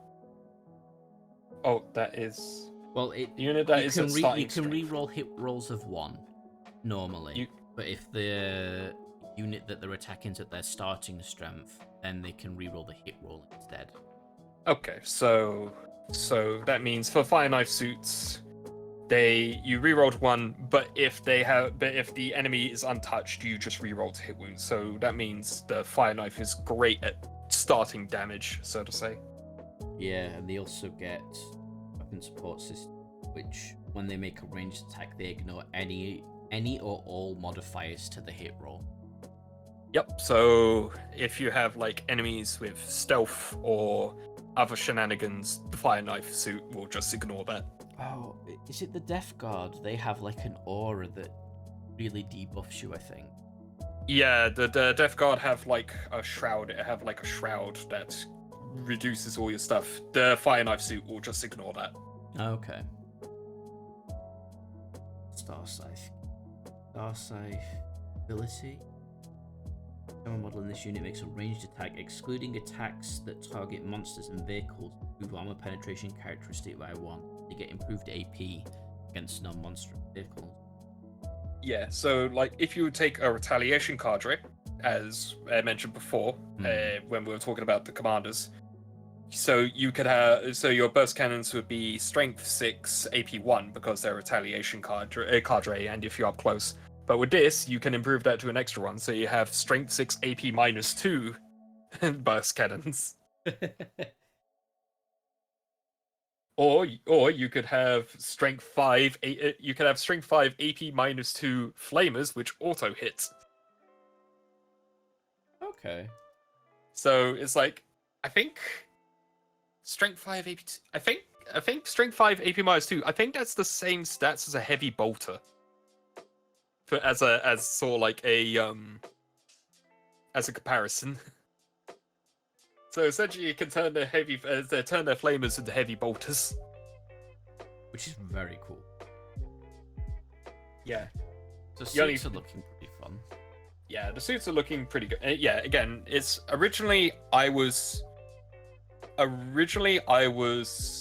as I mentioned, I was not too fond of this because I thought this got rid of their customizability to the point. But honestly, look at this, I'm okay with the change. Okay. An aura of ungodly stench. Yep, that's Death Guard for you. Yep, that's Death Guard. Also, I believe that because these three suits have been separated, you can now price them accordingly, and so I believe the Star Scythe battle suits are the cheapest because they're not really going to do that much. Yeah, we'll look at the points costs. Yeah. Stealth battle suits. My favorite. Or I'm more of a stealth battle suit guy rather than crisis battle suit. Alright, let's see. 4 observers. Each time this unit is an observer unit, until the end of the phase, each time a range attack is made by a model in their guided unit that targets the spotted unit, reroll hit roll of 1 and a reroll wound roll of 1. Do they get? Yeah. Nice. Yeah. Yes, that's actually better than their initial 10th edition releasing. Have a great stream of Vtuber. Well, have a wonderful sleep, and thank you for dropping in with the raid. I really do appreciate it, and the follow as well. Yeah, have a good night. Alright, Ghost Q? You get a homing beacon. Oh, right, sorry, yeah. It's per battle rule. Yeah, sorry, I forgot about the stealth suits. Looks like the stealth suits just have the battle suit support system built in, so these guys can fall back and shoot. Oh, nice. Their once per battle rule is you can use the rapid ingress stratagem for 0 CP. Oh, that's nice. So these guys could just come in. Yeah, which makes sense because they're supposed to be stealth suits. Yeah, it's like, haha, we have appeared. Target must be set up within 3 inches of the bearer's unit and not enemy. Okay. Place a homing beacon token next to. I like that they're putting in like little designers notes now as well, just so that they can tell you the intent of what they meant. Yeah. Certain things. Ghost Keel, I have one of these still in the box. Need to build it. Well, hopefully with this you have an idea of what to make. So let's see, Cyclic Ion Raker, pretty good. Spider, Twin Burst Cannon, Swim Fusion, Twin Tau Flamer. Why is it called a Tau Flamer now? Is it different to a normal Flamer? I have no idea. I think they originally differentiated it because I think with 9th edition they made the Tau Flamer longer ranged. Okay. But they've since changed it Right. back. So it's just called a Tau Flamer now. I have no idea why they called it that. But the nice thing, it has Torrent. So does every other flavor in the game. Well, I know, it's just Torrent is such a nice ability. It is. They get stealth drones.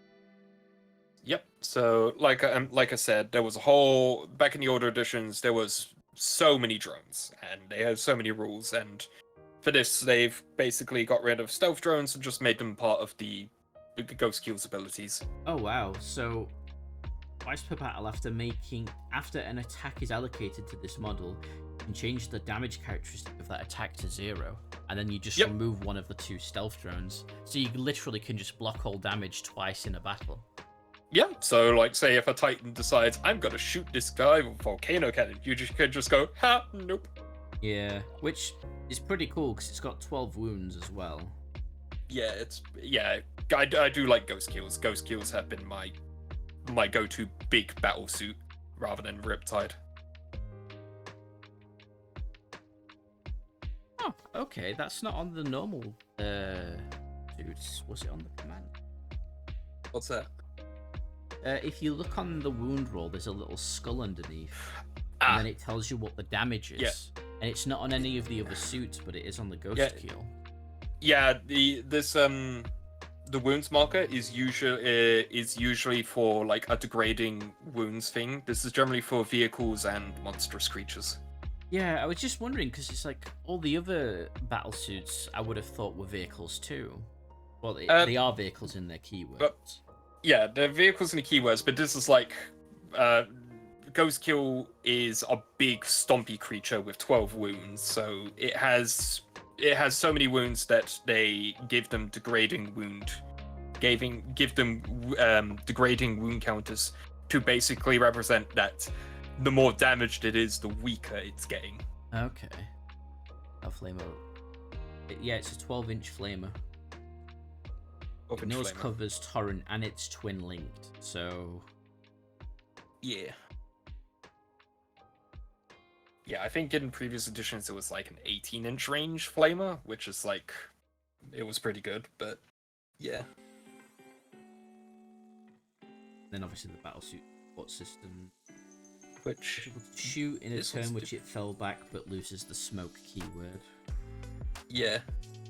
Yeah, because this with the Ghost Kill, you can actually choose not to take the battlesuit support system if you want to keep the smoke keyword.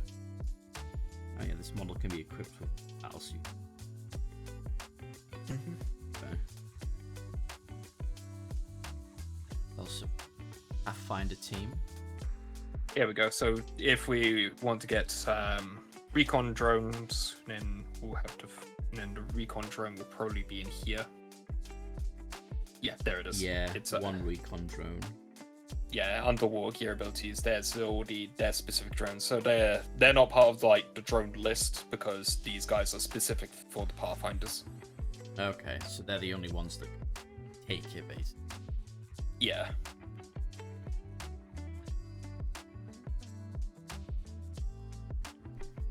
So let's. Target loader once per turn when using for the greater good. Select this unit to be the unit second time. Doing so, you can change enemy unit. This spotted unit. Okay. So just use it for a second time. If you use the greater good. Yeah. So the generally only one unit can be a spotter and one unit can be a Or one unit can be observer, one unit is guided. Pathfinders can be the observer twice. Okay. Have scout 7-inch, which is pretty nice.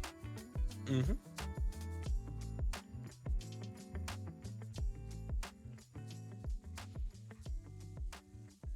From the charge roll. Okay, so you can take 2 off the charge roll each time they charge. Mm-hmm. It's not cumulative with any other negative modifiers to that charge roll. Pulse. I like the pulse accelerator. It's nice and simple. It adds a 6-inch range characteristic. So their pulse carbines are 20 inches. It's now 26 inches. They're basically like better pulse rifles at that point. Okay. Recon drone just has cannon. Yep. And the berries.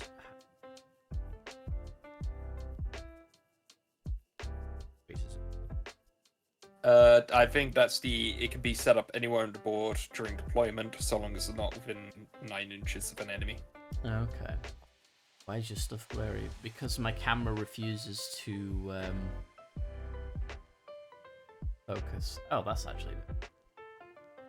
Oh, there you go. That's better. Alright. We've got the Fireside team. I never actually knew what these did. I thought these were the drone snipers. Yeah, these are the drone snipers. Oh, okay. So I was right. These are the drone snipers. Originally, the drone snipers were their own unique models, but ever since drones became a token, all the shots now revolve around the spotter guy. Is it just a 1-unit model? It's a 1-unit model. Oh, yeah, and Fireside marksman.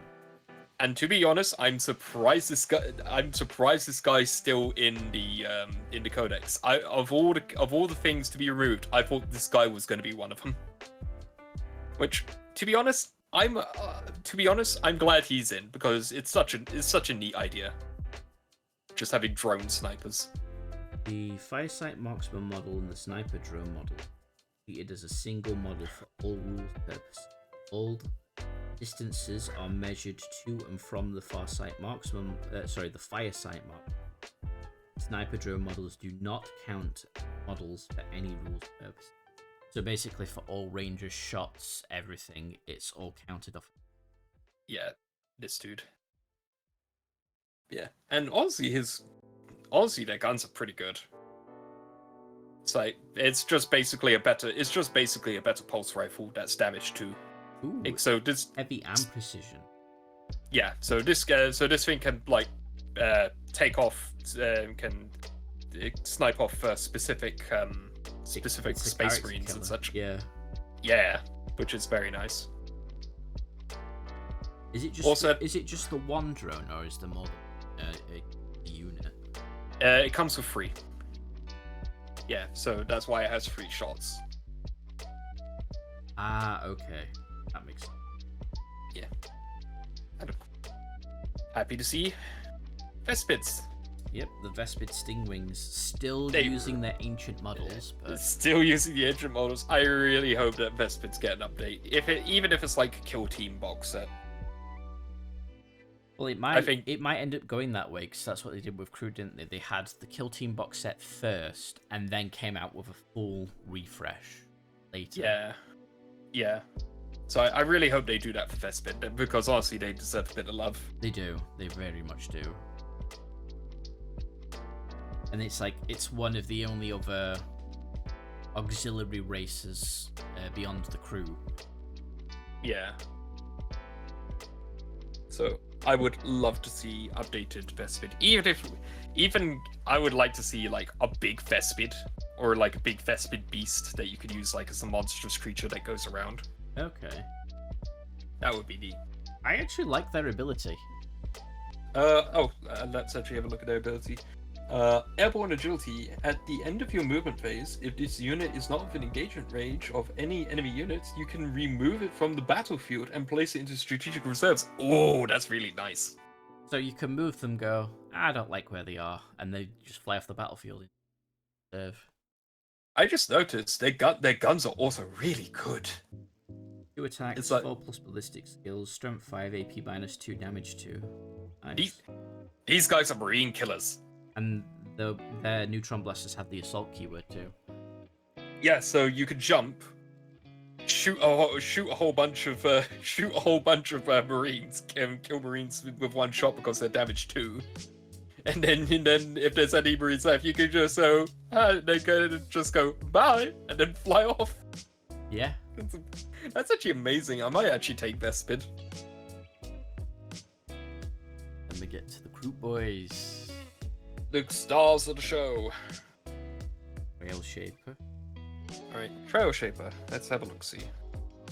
Wound 7, toughness 3, save 6+, wounds 3, leadership 7, OC 1. He is squishy. That's what I'd heard off of that. Or what are they called? 40k in 40 minutes. Oh yeah, play on table time or something like that. But the guy who did the battle report was saying that have to be strategic in where and how you make them because they are very squishy. Yeah. Well, let's have a look. Let's have a read through. So, Kroot rifle is 24-inch range, attack 1, rapid fire 1, attacks 1, ballistic skill 4, strength 4, AP minus AP 0, damage 1. It's a bolter. They are bolters. Okay. The only difference being is ballistic skill. Shaper's Blade, 4 attacks, weapon skill 2+, nice. Strength 5, AP 0, damage 1. Okay, so he's no slouch in combat. He's got Infiltrators, leader, scout 7, and stealth. Once per turn, when an enemy unit ends a normal, advance, or fallback move within 9 inches of this model's unit, if this model is not within engagement range of 1 or more enemy units, it can make a normal move up to d6 inches. Oh, that's cheeky. I like that. So if you fall back within 9 inches of that model's unit, you can basically move d6 inches towards. Well, it's well, yeah, but you could also, if it's a normal advance or fallback move. So it's like, say if a bunch of assault marines came within like 6 inches of them, then you can go, I'm going to go d6 backwards to make your charge distance much higher. Oh, I see. So it's kind of like you can deny the charge potentially then. Yeah, so you are picking your engagements, which is very nice. Okay. Through ambush, after both players have deployed their armies and determine who has first turn, you can redeploy this model's unit and one other friendly Kroot unit. When doing so, any of those units can be placed in strategic reserves regardless of how many units are already in strategic reserves. That's neat. So you can just put more in strategic. Yeah, and then just have the Kroot just appear suddenly behind you. That's actually very nice. I do like the Trail Shaper model. I want to get one. Oh yeah, it's one of the new models, but it did come in the hunting pack, did it? Yeah, it's going to come later on with the Kroot Hounds and the Long Spear. Yeah, it's because I do like the breach on the gun is, it's like. It's breech loading rifles, which is pretty neat. I didn't suspect that because the Kroot rifles are weird. They're lever action, but they're also breech loaded. I have no idea how that works, but it works. Maybe there's different kinds. It would. Yeah, I could see that. Kroot weapons seem to be a whole hodgepodge of different things. Okay. All right, so we have the War Shaper.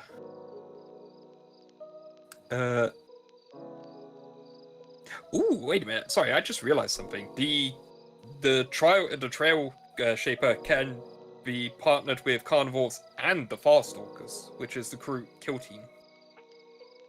And they have some pretty interesting weapons, so that might be interesting. So the Farstalkers are probably going to have an entry in this? Yeah, I imagine so. And it looks like all the shapers can lead the Farstalkers. So yeah, this is gonna be interesting. Okay. All right, let's see. War Shaper, Dart Bow and Tri-Blade. I assume that's the ninja throwing star thing. Yeah. Range 24, attacks D3+1, ballistic skill 4+, strength 4, AP 0, damage 2. Okay, that's pretty neat. Yeah, but look But what it's got: anti-infantry 3+, assault and oh wow, that's actually incredible. and it's combining the two together as one weapon entry. Yeah, that's really good. That's actually really good shooting. Yeah, Kroot pistol. So 12. Yeah, Kroot pistol is a bolt pistol. His melee weapons is blade stave and prey hook, which has lethal hits. Attacks 4, 2+, strength 5, AP -1, damage 2. So that's pretty good. Which is pretty much the same, but no AP. Yeah. Dart and Tri-Blade.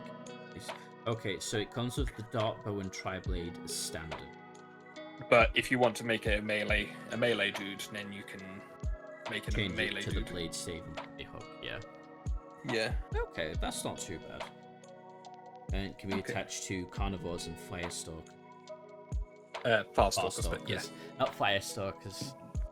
I don't know. Firestalkers sounds really good. It sounds like what you would get if a Kroot was actually given fire warrior armor. The leader once per battle round, once per battle. One unit from your army with this ability can be targeted. Stratagem. And if another targeted that stratagem in this bit. That's nice. So you can double up stratagems, and because it's once per battle round, you can do that once per battle round. Yeah. So you're not just, oh, I should save that for later on in the game. It's, you are comfortable being able to do that around. Yeah. And then they have a once per battle ability at the start of any phase. You can select one friendly Kroot unit that is battle shocked within 12 inches of that unit, just automatically not battle shocked. Which is nice because battle shock can really duff you up. Yeah. We've got the Kroot Flesh Shaper.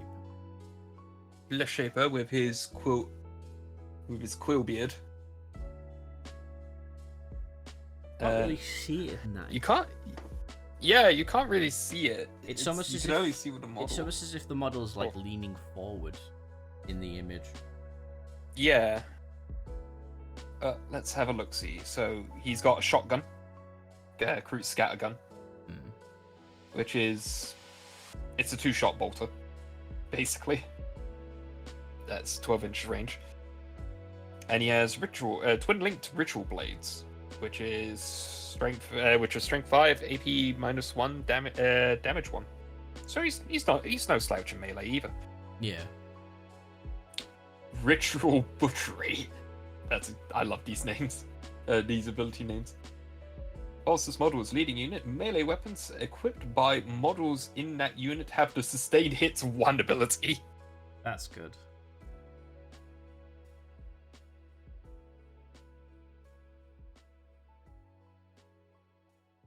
So if it's leading a unit, the unit can get feel no pain 6+. If that unit destroys one or more enemy units in the fight phase, until the end of the battle, the units have the feel no pain 5+ ability.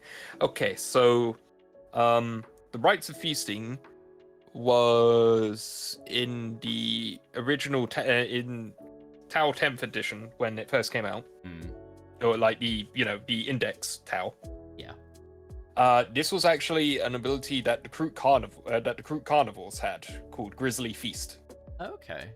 So they've taken that from the carnivores and given it to the Flesh Shaper.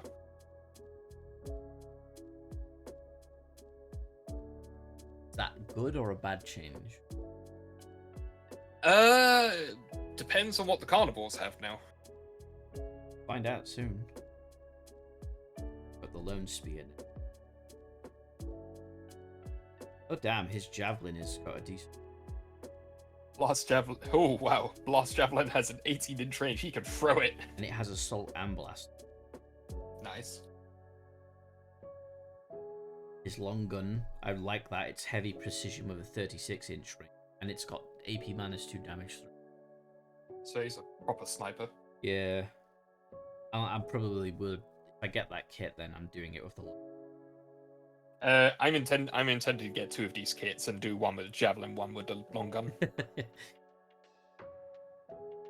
Yeah, because I imagine you can't magnetize. If you could, I imagine it's going to be very hard. Yeah.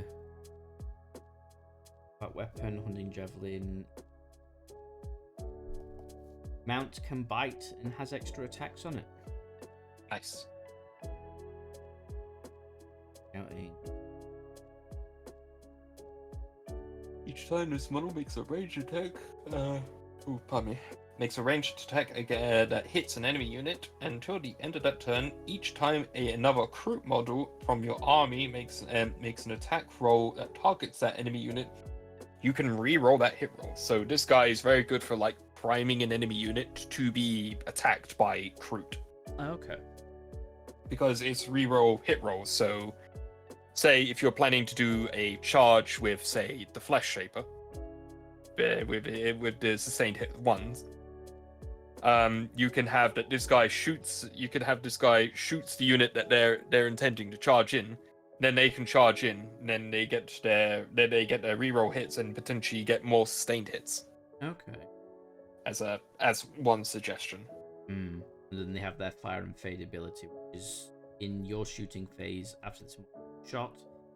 Not within engagement range of one or more enemy units, it can make a normal move up to 6 inches. If it does, until the end of the turn, the model are a charge. Okay. And can't be attached to any units, which kind of is expected, honestly. Yeah. So I would say with that advanced scouting one, I would say that this guy while the javelin is pretty neat, I think that the Kroot long gun would probably be the better choice for him, and he's going to be like a primer for other Kroot. Right. Or you can. Well. Yeah. Oh wait a minute! I just thought you could also have him, because I remember GW talking about this. If you give him the blast javelin, he can throw that. Do advanced scouting for like Kroot hounds and such. Yeah. Right, but here we go. Carnivores. Let's see. Fieldcraft. At the end of your command phase, if the units are within range of a marker of an objective marker you control, that objective marker remains under your control. It's sticky objectives. Sticky objective, which honestly, I used that ability once when I played a game of Combat Patrol. It is so useful. Yeah. Okay, so so carnivores lost their feel no pain for sticky objectives. It's fine. They get new gun. Take them in a squad of 20. Oh yeah. Massive. Hang on. I just noticed something. Let's have a quick read. So they get the new Tangle Bomb launcher, which is their grenade launcher. Still rifle carbine. Carbine. That's the Kroot carbine's damage too. Okay, that's interesting. Yeah, so it's potential marine killer. Potential marine killer. Let's see. So, war gear options. The long quill as Kroot rifle can be replaced with Kroot carbine. I see no reason why you wouldn't. It's just basically a better Kroot rifle. I guess it depends, because like the Kroot rifle has rapid fire 1. Oh, that's and it's fair 24 point. inches, so that. True. But let's read what this is. Bodyguard. If this unit has a starting strength of 20, you can attach 2 leader units instead of 1. providing those leaders are not duplicates. E.g., you cannot attach 2 war shapers to this unit. If you do, and this unit is destroyed, the leader units attached to it become separate units with their original starting strengths. Okay, that's neat. So you could have, say, a large carnivore squad with a war shaper and a flesh shaper, and you'll gain the ability both the ambush and the rights of thing, basically. Yes. That's an interesting combo. It rewards you for taking 20. It rewards you for taking 20, and again, combining it with, say, you can mix and matching, so say war shaper, flesh shaper, trail shaper, flesh shaper, etc. I like that. Yeah, that is really nice. I do like that. All right. The guys that had the biggest glow up of the entire range refresh, in my opinion. Riders? Yeah, the big Kroot riders. Remember, these were originally like the big gorillas, like rare. Yeah. But these guys look so much better now. Repeat. Angle cannon, close combat weapon, and their bursts. Repeater cannon is an autocannon. It's not changed at all. Okay. Their toughness is increased. Their save is still meh.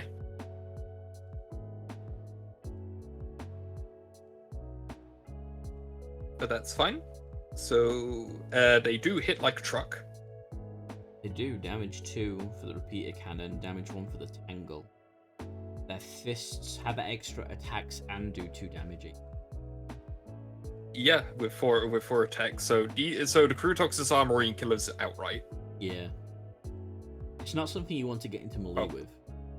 Yeah, definitely not. It's like you still stand a good chance, but it's something that's gonna hit you again. Kroot packmates. Once per turn in your opponent's shooting phase, when a friendly Kroot infantry unit within 6 inches of this unit is selected as a target of an attack, 1 unit from your army with this ability can use it. If it does, after that unit has finished making its attacks, that unit with this ability can shoot it as if it was your shooting phase. But when resolving those attacks, it can only target the enemy unit, and it can only target that enemy unit, and only if it is an eligible target. So you could have your big scary squad of 20 Kroot with 2 leaders, and you could have like 3 Krootox riders behind them, because you can have 1 to 3. And so, like, if somebody goes like, I need to fit out this horde, and like shoots a few of the carnivores, some are gonna die. Oh well. But then the Krootox can go like, free shooting, which is nice, actually. It makes you have to have the riders following the carnivores to a degree, if you want to benefit from that ability. If you feel like it's very worth. Oh yeah, but that's generally how you would want to play Kroot. You want to play them together. Okay.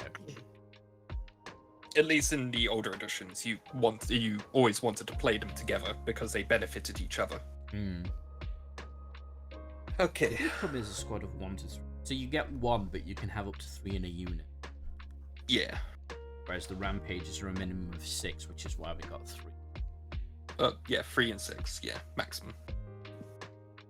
Let's see. They have Kroot pistol and hunting javelins, which is range 12, 2 attacks, ballistic skill 4, strength 4, AP 0, damage 1. So. Hunting blades with the lance keyword. What is the lance keyword? I forgot what lance does. I don't remember what lance does. It's been so long. Hang on. Let's open up the 40k app. Yeah, that's what I'm doing as well. I honestly don't remember what lance does. Core rules. It's data sheet and abilities. Lance. Weapons with lance in their profile are known as lance weapons. Each time an attack is made with such a weapon, if the bearer made a charge move this turn, add 1 to that attack's wound. So it gives you +1 wound if you've charged. Oh, okay. So yeah, the rampages are definitely your charge into an enemy, punching dudes. So if they charge, it goes from damage 1 to damage 2. Yeah. Kroot. Yes, Kroot, Johnny. Yes, Johnny. Kroot. They are Krooty. They are Croutons. Yeah, I was gonna say they are croutons. Alright, let's see. And of course, the Rampage of Fists are extra attack, sustained hits 1. Okay, so these guys can do a lot of punching. Kroot Line Breakers. Each time this unit ends a charge move, select one enemy unit within engagement range of it, and then roll 1d6 for each model in this unit that is within engagement range of the enemy unit. For each 4+, that enemy unit suffers d3 mortal wounds. If one or more enemy models are destroyed as a result of the mortal wounds, that enemy unit must make a battle shock test.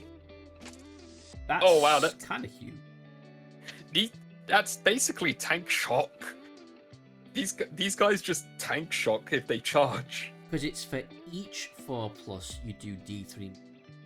So that means, and if you kill an enemy, each time you do those d3 mortal wounds, they have to make a battle shock test every time, if they haven't failed already.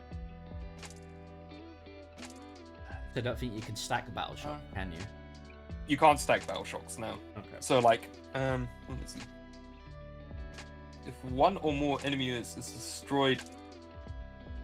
Oh no, so it's you can't stack battle shocks. So it's like you do your mortal runes as they charge in, but after the end of it, if one of them has died because of it, then they have to take a battle shock test. You can't just do like, I killed one guy, make a battle shock test. I killed another guy, make a battle shock test. So it's just, yeah, that makes sense. Yeah, it's if somebody dies because of this, they need to take a battle shock test. That's basically it. Okay, so rampages are actually looking quite Rampages are saucy. Yeah, rampages are looking really good. Also, something I've noticed this whole time looking at this, Kroot have got really good objective control. They've got an objective control of 2 for the most part. Sun Spear has 2. These shapers all have 1. Yeah. Like because if I recall, the Fire Warriors only have 1. Pathfinder has 1. Yeah, all the so never mind. The Fire Warriors Strike have Team 2. and Breachers have 2. Yeah. So all the infantry has objective control 2. Yeah. Okay. It's just something I noticed. Although I don't think I'd count the Riders in the Rampage. Not. But they have OC2. They're not infantry. If you look at the keywords, they're mounted. Oh, yeah. Okay. Kroot Hounds. Orcs. The Bulks. They get 3 attacks. Weapon skill 3+, so they hang on 3+. Strength 3, DP 0, damage 1. They're pretty minuscule, but let's see what their abilities are. Loping Pounce. At the start of your command phase, if this model is within 6 inches of one or more friendly Kroot infantry units, then until the end of this turn, this unit is eligible to declare a charge in a turn of which it's advanced. Okay, so they can run then charge. Okay. Which is nice because they don't have a shooting phase. They don't have shooting, so they always want to charge. They always want to advance. Oh, the other one's good. If they're within 12 inches of one or more friendly Kroot character models, then their objective control characteristic goes up by 1. So they get an objective control of 1 if they're within 12 inches of a friendly Kroot character. That's fair. So yeah, with these, you want these guys to kind of like this is like I said about keeping Kroot together. So Kroot Hounds and Kroot Riders want to be with carnivores. They want to Yeah. stay near carnivores. You get 5 to 10 Kroot Hounds. I wonder if that means that when they make the new Kroot, when they release the new Kroot Hound box set, they're going to contain 5 hounds. It'll be 5 minimum. I would like to see 10 in a box, honestly, but I know they won't do that. Yeah, it's going to be. It's definitely going to be 5 minimum because that's just how GW rolls. But that's better than it was before because originally it was 4. Yeah. So that's a nice change. That's good. And it's got to be plastic rather than fine cast. So yeah. There we go. Stalkers next. Far Stalkers. I do like the Far Stalkers. I've got one here. So the Kill Broker. And the Kill Broker and the Far Stalkers. So they've got quite a lot of different weapons. Most of them are damage 1, so they're meh. They do things. They do things. So mainly their abilities. Bounty Hunters. At the start of the battle, select one unit from your opponent's army. Each time a model with this unit makes an attack that targets that unit, the attack has the lethal hits and precision keywords. So they're basically there to chip away at character. They're there to kill specific squads.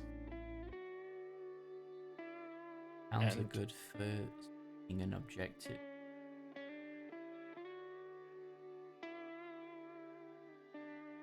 Yeah.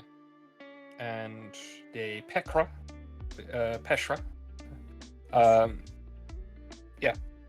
The war gear abilities for the Far Stalkers. Peshra. Oh, right, yeah. Because the Pomo does Pesh. Honestly, that makes up for them only having damage 1, the ignore cover. Yeah, true. So it's these guys can be quite decent, I think. But having that the Shapers can lead these guys definitely does help them. They would need it, wouldn't? Yeah, I would say that these guys definitely need a Shaper. Maybe a Trail Shaper. Yeah. Okay. Not bad. Right. Piranha. I actually recently dug out some of my old Piranhas because I actually do kind of want to use some of these. Okay. Well, let's see if they're good. Alright. Deadly Piranha. Demise 1, Scout. Now, oh, they have Scout 9. Mm-hmm. Drone harassment tactics is their ability. At the end of your movement phase, select one enemy unit within 12 inches of this unit. That enemy unit must take a battle shock test. That's pretty decent. That's funny. Yeah. 1 to 3. You're equipped with Piranha Burst Cannon and 2 Twin Pulse Carbine and an Armored Hull. Oh, the Armored Hull's them. Okay. Yeah, so you can ram people. Oh, wow, the Fusion Blasters melt to 4. Ooh, that's pretty good actually. And it does D6 damage. Yeah, so if you with Melter, if you target an enemy within 6 inches with range 12, yeah, then they will do D6 plus 4 wounds. So that's pretty good. One attack with skill 4, strength 9, AP -4. So actually, the Fusion Blasters are really. Yeah. And they have a Seeker Missile. Seeker Missiles are really good. Look at that. Piranha Burst Cannon.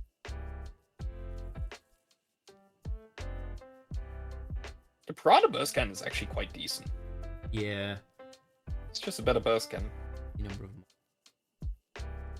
Any number of models can each equip with 2 Seeker Missiles. And Seeker Missiles is 48-inch range, is 1 attack, plus skill 4 plus, strength 14, AP -3, damage D6 plus 1. If you have a squad of 3, then you have 6. You have 6 Seeker Missiles, because why would you not take 2 Yeah, If you exactly. have the option. Yeah, Like this a is good. go-kart. Yeah, this is kind of why I want to have the piranha, because piranhas are going to be like very fast and can shoot lots of seeker missiles, Yeah. which is kind of what I want for my tail sept. Okay. Well, I like them. They sound Yeah, pretty fun. Yeah, they do look pretty good, and they're also toughness 7. That's actually pretty tough. Yeah, only 7 wounds though, but it is only a small vehicle. Yeah. And again, objective control 2. Yeah. Next is the Waddleless Maximus. Broadside bootle suit. Oh wow, it has devastating wound for its heavy rail rifle. Yeah. Only ballistic skill 4+ though, so no doubt you're gonna miss that one. Oh, they have 2 shots now. I was going to say, but it's 2 attacks, 4+, strength 12, AP -4, D6 +1. That's still good. Yeah. I yield missile pods, which is twin linked, seeker missiles, twin Which plasma is rifle, twin smart missile, Mhm. and its melee attack is called crushing bulk. Mhm. Got all their options there. Yep. So advanced armor models in this unit have feel no pain +4 ability against mortal. So That's not bad. Not bad. then they have the normal weapons. Yeah. So it can either be a broadside on its own or with 2 additional. Yeah, I just noticed they've taken away their shield generator. What did that do? Gave them a 4+ invulnerable save. Well, they can take a shield drone. Shield drone gives them +1 wound, if I recall correctly. Oh. Yeah, because they originally the shield drone, because when the shield drone was its own model, it gave it was a 4+ invulnerable save. Now it just gives +1 wound, if I recall correctly. Yeah, add 1 to the bearer's wound characteristic. Yeah, so that's kind of a downside. So broadsides aren't. They have a 4+ feel no pain against mortal wounds, which is nice, but if you concentrate fire on them, they're going to go down quite quickly. But they are still 8 wounds, and if you have the rail rifles, the 60-inch range, so you can quite comfortably sit at the back with them, guys. True. And this is something I do like. They actually show you what all the options are, so you are not confused. Yeah, I actually saw a post on Reddit about people going, well, I'm glad Games Workshop knows what each weapon is, because I sure don't. Yeah. Next one is Zeoliptide, the biggest boy. I think it was either the Ion Accelerator or it was the one that the Ghost Kill has, and that was where the comment was mentioned saying, oh, I'm glad Games Workshop know which is which. Yeah, the Ion Raker. Also, don't forget Tau can guide each other so they get +1 to hit. That's also true. True. So that 4+ ballistic skill, technically it's technically a 3+ because it's heavy, so you're not and you don't really want to move for broadside, so it's technically a 3+. If you then guide the broadside, it's then a 2+. So there you go. Yeah. I'll be honest, I really don't like the broadside model. I liked it when they had the twin rail cannons over their shoulders. Yeah, that's my main problem. It's like the big bulky suit. It's not that's not the thing I don't really. That's not the thing I don't like. It's this. It's wielding the gun as wielding the big artillery gun as a rifle. It's like, why would they do that? It's like these broadsides. The main idea of broadsides is they're supposed to be like in a hold down position. So like they're like peeking over the horizon with their head, with the shoulder cannons like either side. So they're directly looking at the enemy that they're firing their artillery cannons at. why would you switch to an inefficient gun that you can only hip fire? So like in order to shoot it, you need to go up and show up your entire body to see.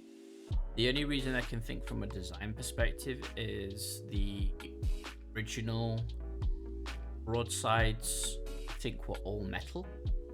No, the original broadsides only the guns were metal.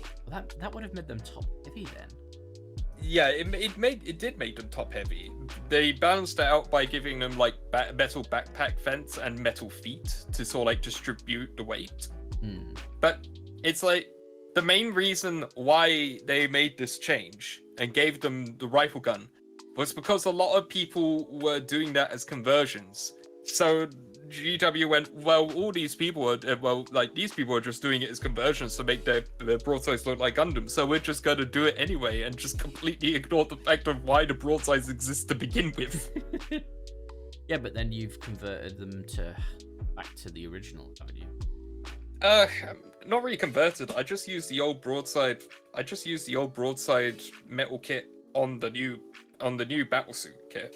Okay. So I'm just basically using the old upgrade sprue on the new battle suits to basically do what it used to be. Oh, okay. But yeah, no, I'll be honest. It's like a lot of people like the new broadsides. They think, oh yeah, they're big, they're chunky, they look great. It's like I honestly hate the broadsides because it's like they're so dumb. I do like the big and chunky though. I mean, big and chunky is fine. Again, it's like my main problem is the gun arm. If they had the shot, if they had like shoulder cannons or something, like the old broadsides, I would be totally fine with this. Yeah, I'd be totally fine with it. But they don't. They have the stupid whole gun like a rifle motif, like the freaking Titanfall. I'm just gonna say this now. The fact that Titanfall does it, that's a stupid idea as well. The idea of mechs holding guns as rifles is stupid. It's like, why would you do that? Because it's not Mech Warrior then. Yeah, it's like that's the reason. It's like it's so inefficient. It's like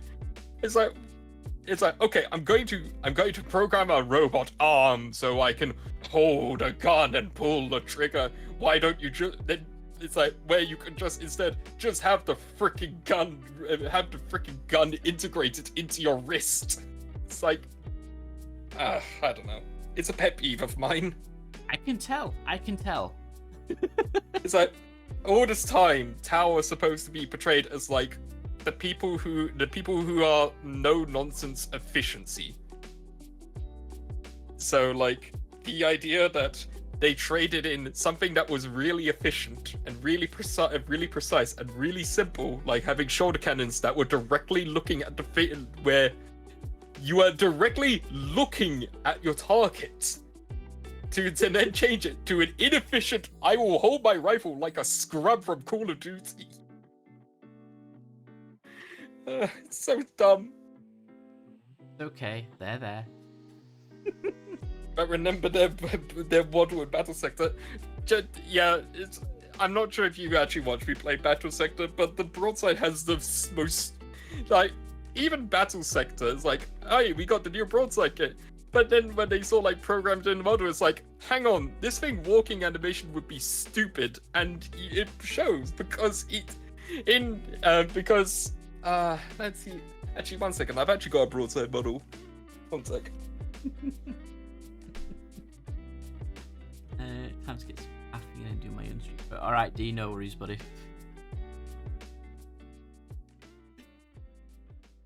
can tell Sorry was very passionate about his broadside battlesuit.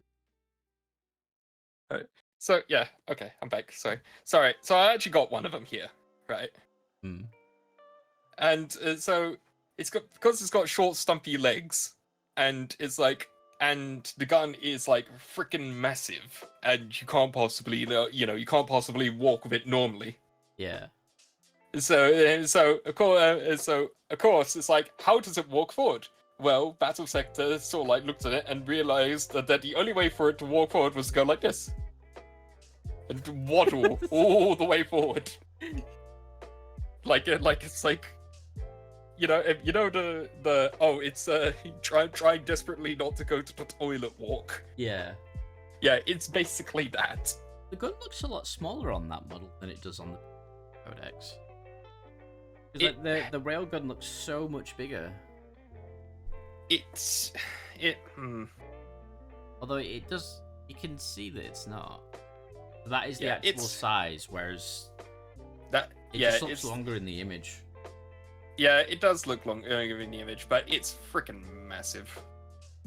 It's like honestly, it would have worked a lot better if like the tip of the barrel was like down here, so that they can actually like properly walk with it. That would be fine, but instead they made it all the way out here, like it's like the broadsides decided to be separate from Final Fantasy to have a sword that goes all the way that way.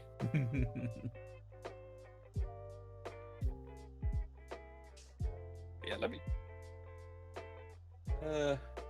Yeah, here we go. I haven't finished painting this, but yeah, here's one that. Sorry, we've interrupted this to just be my rant about broadsides. It's fine. You rant about your pet peeves. Yeah, here's the old broadside upgrade sprue that and for this I've just used the guns, and I've got a full painted version, but it requires me pulling out a bunch of boxes, and I don't want to do that. Yeah. So it's like, the gun is kind of the same length. But they've added in this little extra housing because, it needs to be a gun, guys. It needs to be a gun rifle with a trigger and such, rather than, something that's just integrated into the battle suit. You said it was a gun arm, right? It's not got a trigger, has it? Like it's not got an actual hand. It's like the gun is the hand, right? Yeah. It is an actual like. There is actually like integrated, but there's like it's kind of hard to see, but if you actually look, you can actually see like the proper fist inside of it, and like, I mean, you can even see here, that's the battlesuit's fist. That's like holding on to the side of the gun. Oh, okay. So it's like, it's sort of half and half. It's an integrated weapon system, except for this one arm, which does like, I'm guessing I don't know. The box is like the actor. Maybe I don't know. Dash Dark Fighter. They made the broadside a penguin in Battle Sector. Yeah, in Battle Sector, that's the best. That's actually a nice way of describing the broadside in Battle Sector. It has a penguin walk.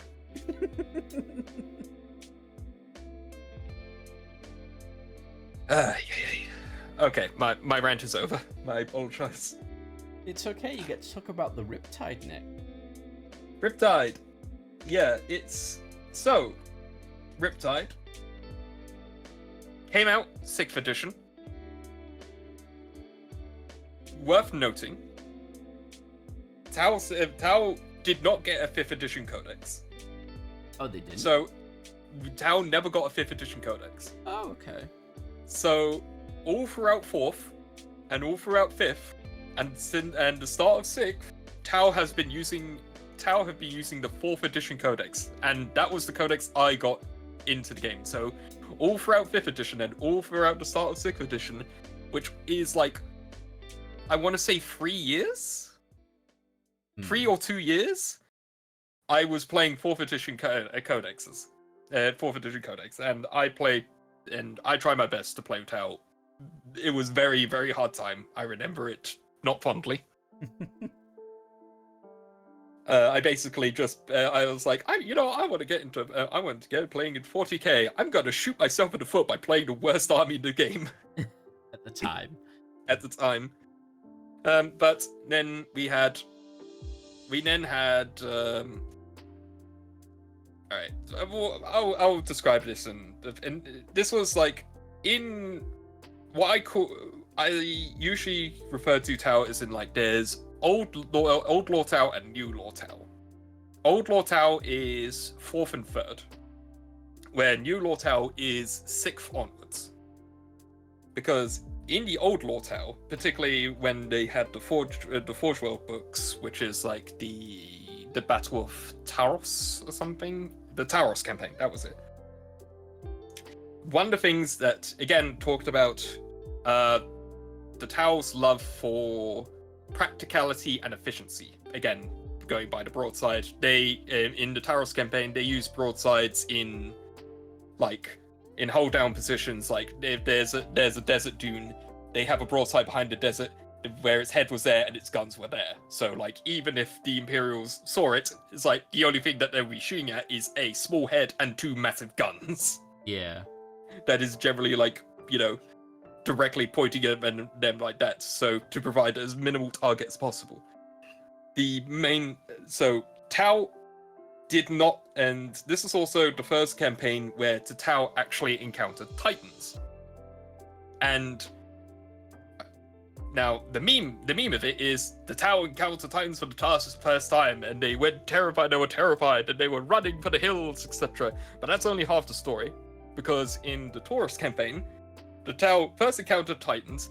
They retreated, of course, because they were like, at first they did think that Titans was Imperial propaganda, but it wasn't because of like, oh no, look at how technologically advanced and powerful the Imperium is. It's like, who the hell would be stupid enough to make a 10-meter tall slow walking battle mech that could be easily shot from a distance?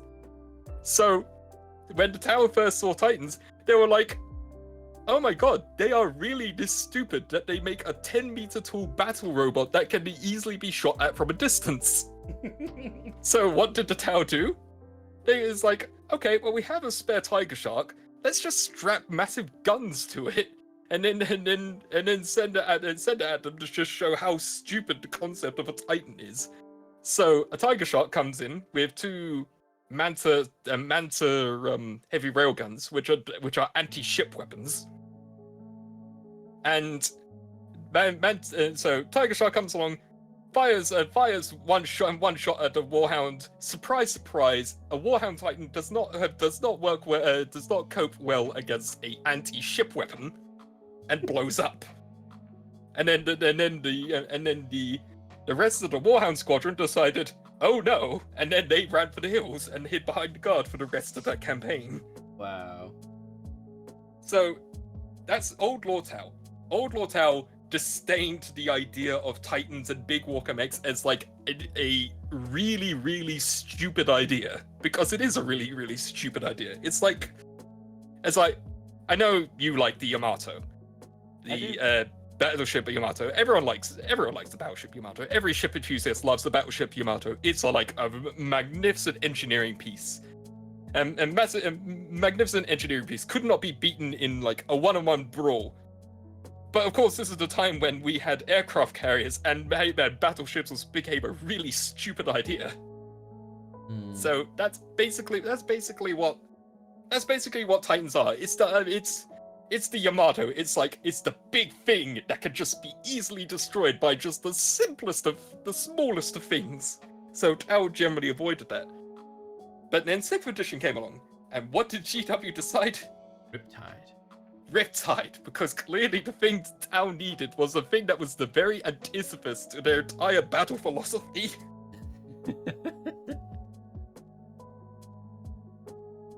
But is it good in this edition? Well, we'll find out. Hang on. So, sorry. Johnny, didn't the Tau also blow up a Titan entirely with one of the aircraft ones too? That's what I was talking about, Johnny. That's the Tiger Shark. The Tiger Shark literally blew up a Tau Titan with just one shot with a heavy rail cannon. Because, you know, it was designed to shoot down ships. Anyway, Riptide. Index Riptide. Not great. Was really middling. It got to the point where the Tau actually, before this codex came out, the Riptide actually became cheaper than a squad of battlesuits, and it was still not worth it. Wow. So battlesuits so Riptides were almost never taken because they were just not worth it. So we'll see how they've changed. Alright, so movement 10, toughness 9, 2 up save, 14 wounds. Leadership 7 plus, Objective Control 4 with 4 up and vulnerable save. That's, from what I can tell, that's basically the same. Alright, Heavy Burst Cannon, 36 inch range, attacks 12, ballistic skill 4 up, strength 6, AP -1, damage 2. That's good because I believe in the index towel. Actually, I'll quickly load up the. Let's see if I can get the index towel PDF loaded up so I can directly compare them. Okay. Xenos. Tau temp.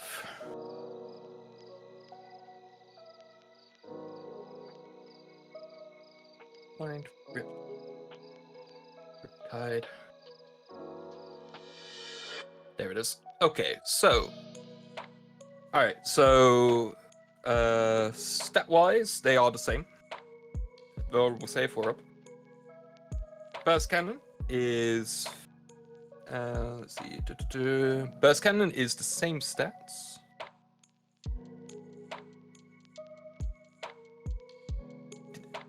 Oh,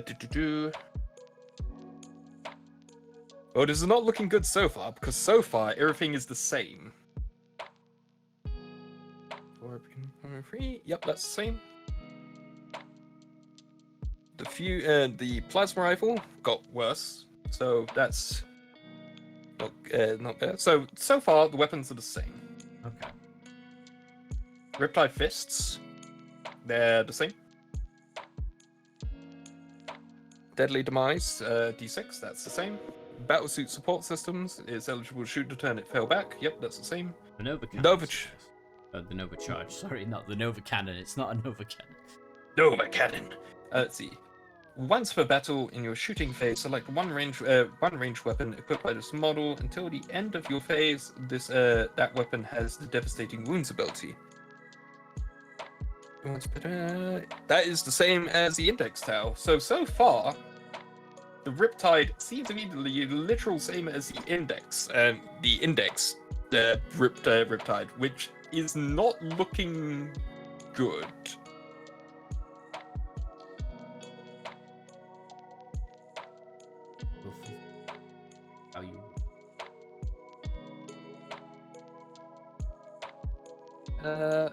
Two bursts, 1 ion pulse. That's how you run Triptides. Yeah, that's if you want to run Triptides, which I don't.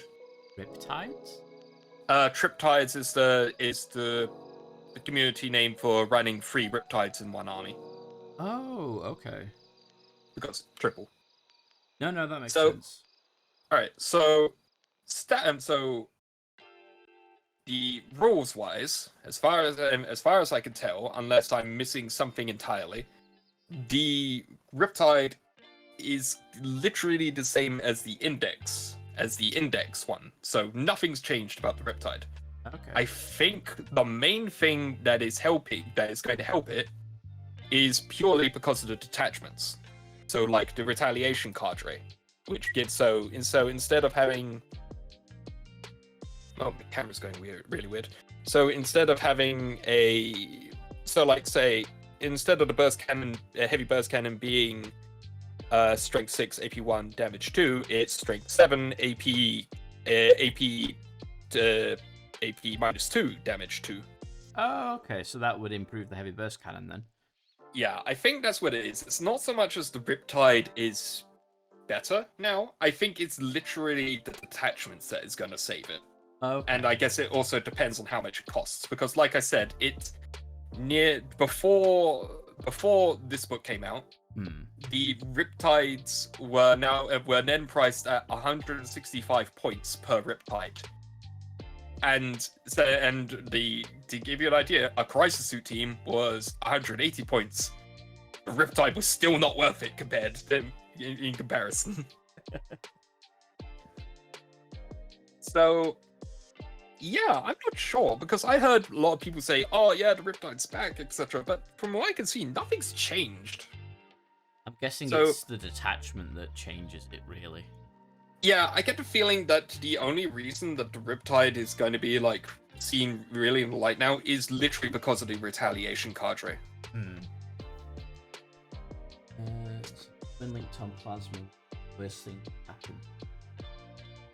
Yeah, but now of course now for some reason the plasma rifles has gone down in range, which is like meh.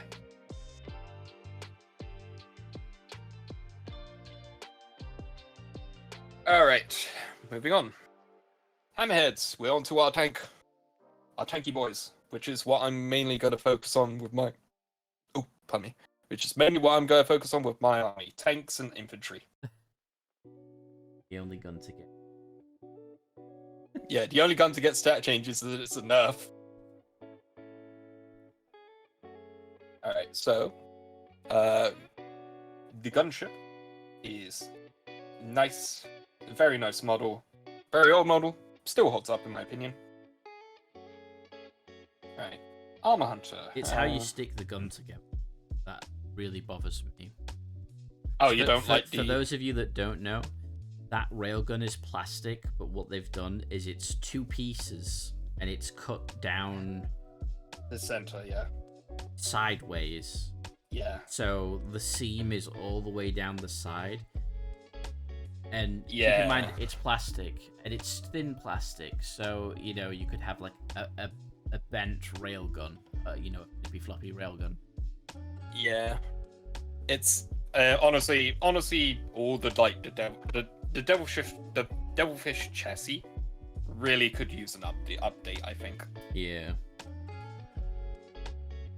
But, let's go on and read. Just a kit refresh like they did with the Arvis Lighter tooling. Yeah, or again, do what they did with Kroot and just refresh it. Yeah. That would be nice. Or what they did with the Horus Heresy Rhinos, etc. Yeah, something like that. Also, hello, Tess. Hello, Tess. Yeah, sorry, I forgot to say. Alright, so let's see what the Hammerhead does. Because I think if I've learned anything from the past few editions, every time the new Tower Codex comes out, the railgun gets stronger. It looks insane, I'll say that. Okay, let's see. Well, let's go straight to the main course. Railgun, heavy, devastating wounds, 72-inch range, one shot. That's always my main gripe with the Hammerhead's railgun. It's one shot. Yeah, but look at what it can do. I know, but you're always going to roll a 1. It's 4 plus ballistic skill, strength 20, AP -5, damage is D6 plus 6. There's the potential to do 12 damage in a single shot. I know, but you got to roll 1 to hit because you're only rolling 1 dice.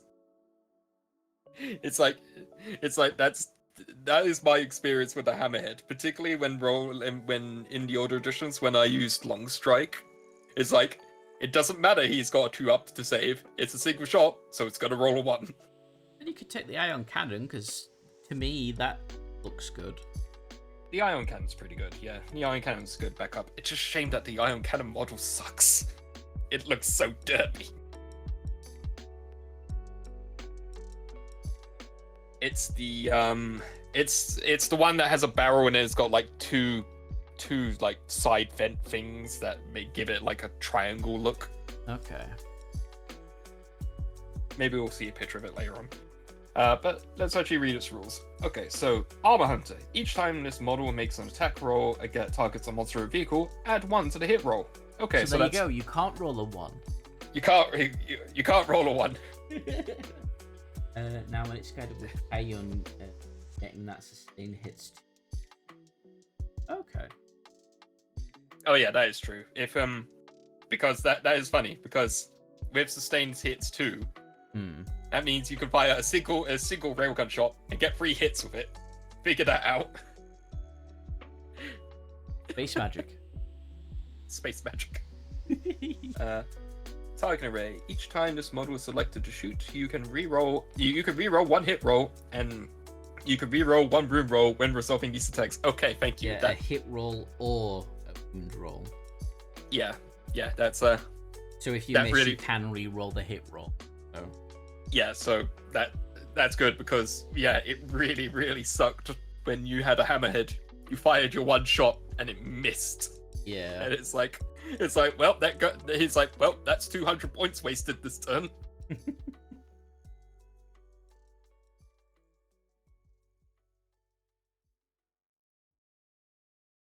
accelerator burst cannons or place the twin pulse carbine. Yep.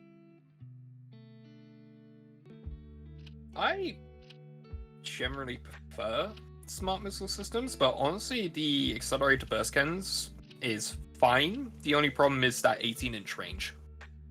Yeah, but I suppose it's there more to tackle units that get within your range, because you're going to be sat back a bit further with the railgun and the ion cannon, aren't you? Yeah, generally. Also, guide the hammerhead with self-suit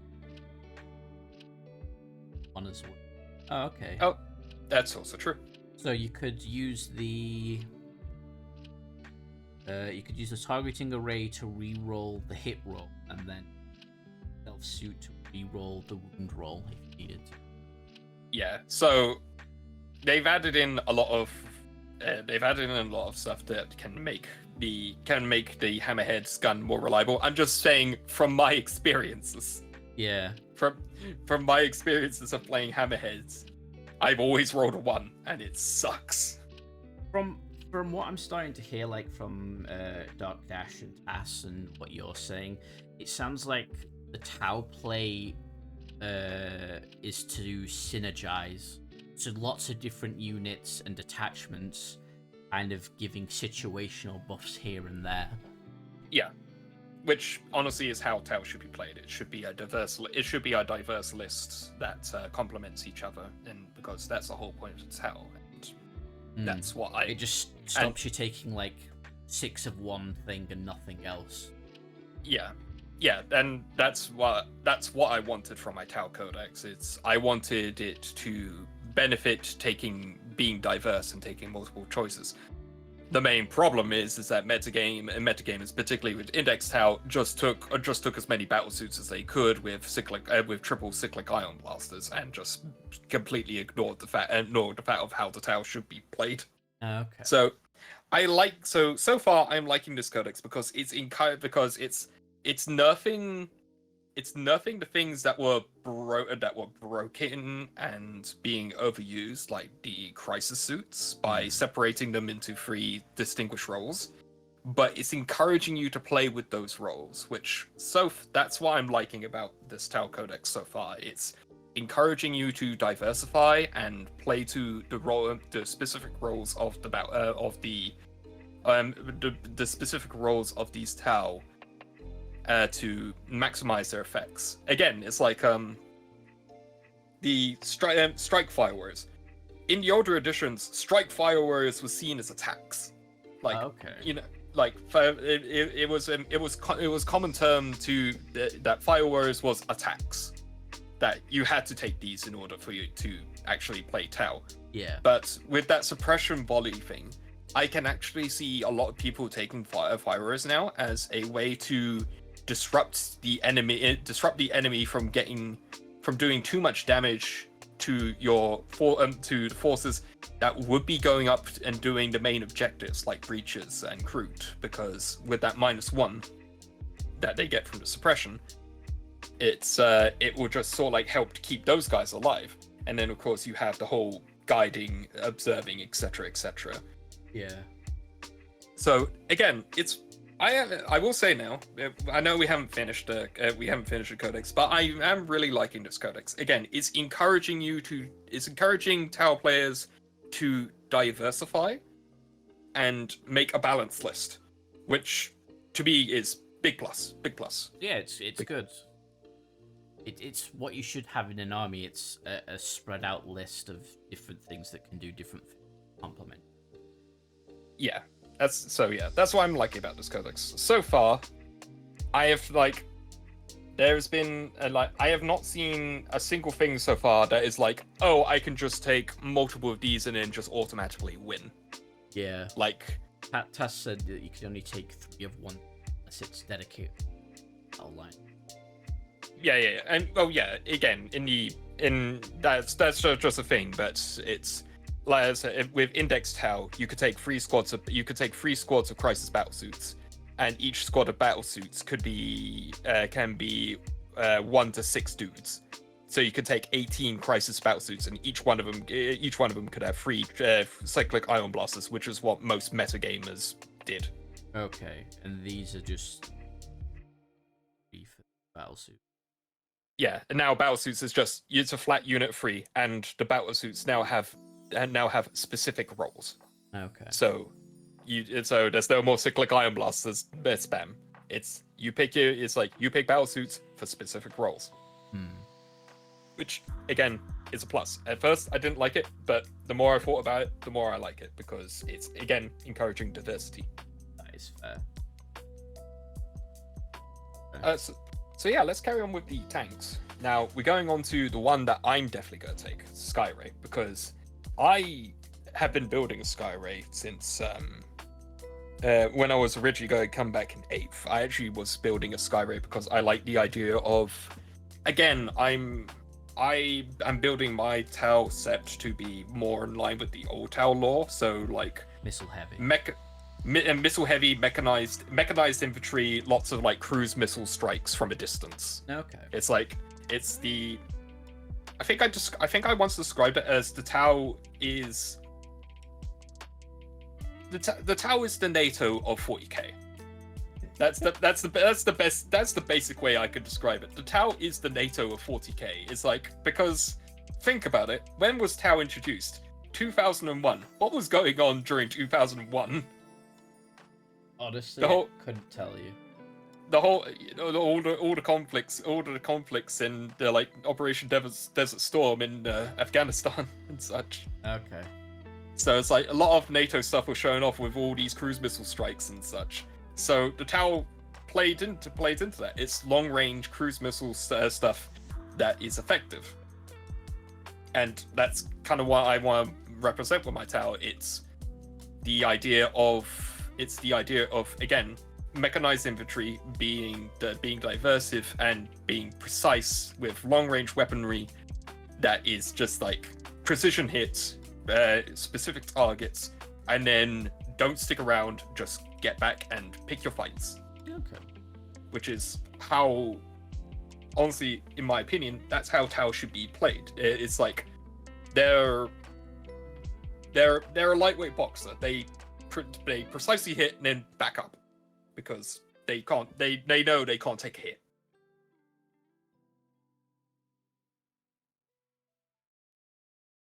I would like to see a fire area based detachment because I like strike teams. Same, Johnny. But again, it's as I mentioned, I'm not sure if you were here when we talked about it. Is the strike team has now got a special rule, which I think will basically heavily encourage people to take strike teams, because it's all good. I was sad about the change to strikes, but the suppressing field ability was cool, and because it's like military g'day tactics. Exactly, it's overlapping suppressing fire to help people get into better firing positions. Again, it's helping each other, which is what the Tau should be about. They are working together, rather than just relying on Space Marines, relying on one Space Marine unit to solve every problem. Ultramarines.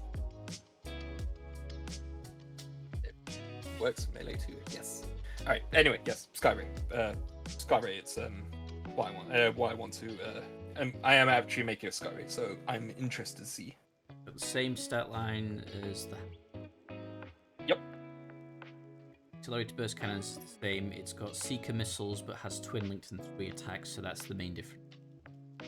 This was a change that they did in 8th, which is when I started building this Skyray. It's originally in the old editions, the Skyray had 6 missiles and that was it. It fired 6 missiles and it was done. In 8th, they changed it so that the Seeker missile array was an actual weapon that didn't run out of ammo. So the Skyray just immediately shot up in its uses. So it's twin linked, 48 range, 3 attacks. Okay, so it's 3 attacks rather than, because originally it was D3 plus 1, now it's just 3. Ballistic skill 4, strength 14, AP minus 3, damage D6 plus 1. So a Skyray is honestly pretty darn good. with that weapons. It's a good alternative to a hammerhead. If you don't want the single knockout punch, you can have multiple multiple hard hitting shots with the Skyray. Yeah. What's its abilities though? Velocity tracker. Each time this model makes a ranged attack that targets a unit that can fly, you can re-roll the hit roll. That's very nice. That's nice, but it's a niche rule because I don't see. Well, up to now, I haven't seen many factions with flyers. Key distinction, not flyers, with the fly keyword. So, hover tanks. All hover tanks have the fly keyword. All jetpack infantry have the fly keyword. Crisis suits have the fly keyword. Oh, okay. No, yeah, that is a big difference. It's not targeting flying vehicles. It's targeting anything with the fly keyword. Okay. Yeah, when the velocity tracker was first made for like 6th edition onwards, it was purposely designed to shoot down flyers because that's when they started getting introduced. But this is for anything that can fly that has the fly keyword. So like if you look in the Skyray's profile, you see vehicle fly. Oh yeah, and the 2 separate keywords. Okay, that makes sense. So it's like, while Hammerhead is going to be really good against, say, Imperial Guard, if you're up against like Space Marines who have their new fancy hover tanks, they're flying. Those hover tanks are flying. So a Skyray is going to be really good against them. I hadn't thought about that. Yeah, it's why I'm doubly excited for Skyray, because originally I was getting it because I was like, oh, it won't run out of missiles, and this fits the theme of my army. But now it's like, this is actually a really good choice for like countering Eldar, because they've all got grav vehicles. Necrons, they have grav vehicles. But is grav a specific keyword, or is it the fly keyword? No, it's just a fly keyword. It's okay. Well, I mean, grav is like grav tanks, etc. Yeah. Because Eldar have them, Space Marines now have them, some Leagues of Votann have them. Grav vehicles don't have fly, I believe. Do they not? Let me load up the Eldar. Because the Tau grav tanks do. It would be really stupid if the Xenos ones do, but the Space Marines don't. But to be honest, that wouldn't surprise me because Space Marines. Space Marine Codex. Check. Okay. Well, I just checked the Eldar ones. The Eldar have the fly keyword. Because they lost that going into 10th because people were abusing the shit out of it with the repulsors.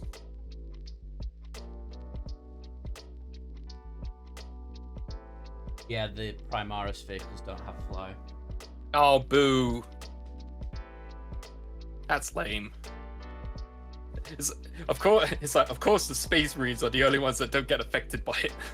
The obvious one is the Storm Speeder does have the fly keyword. Yeah, but... The Suppressor Squad as well. Yeah, so those guys. So again, its velocity tracker is good, so yeah. So yeah, I'm definitely taking out Skyray. I am building a Skyray. I'm definitely taking one because it's really, really nice. Oh, pardon me. And it fits the theme for my army, so even better. Okay. Pre-ape Skyrays had infinite ammo. Oh, I9 ammo. Yeah, which is why I mentioned they only had six shots. Yeah. That's the Skyray, and obviously it's got the targeting array, same as the Hammerhead, which is... Yeah. Devilfish. I like Devilfishes. Duvelfish. Yeah, the Devilfish. I have a lot of fun stories of a certain Devilfish. Gains a 2-inch range over heavy weapons platform. Loses a toughness. Mm-hmm. Yeah, it's a and transport. one less objective control. That's. I just realized that the Hammerhead and the Skyray have objective control 3. Yeah, I mean, are you going to argue with a tank? No, it's just surprising because it's like you can happily sit on an objective with these things. Yeah.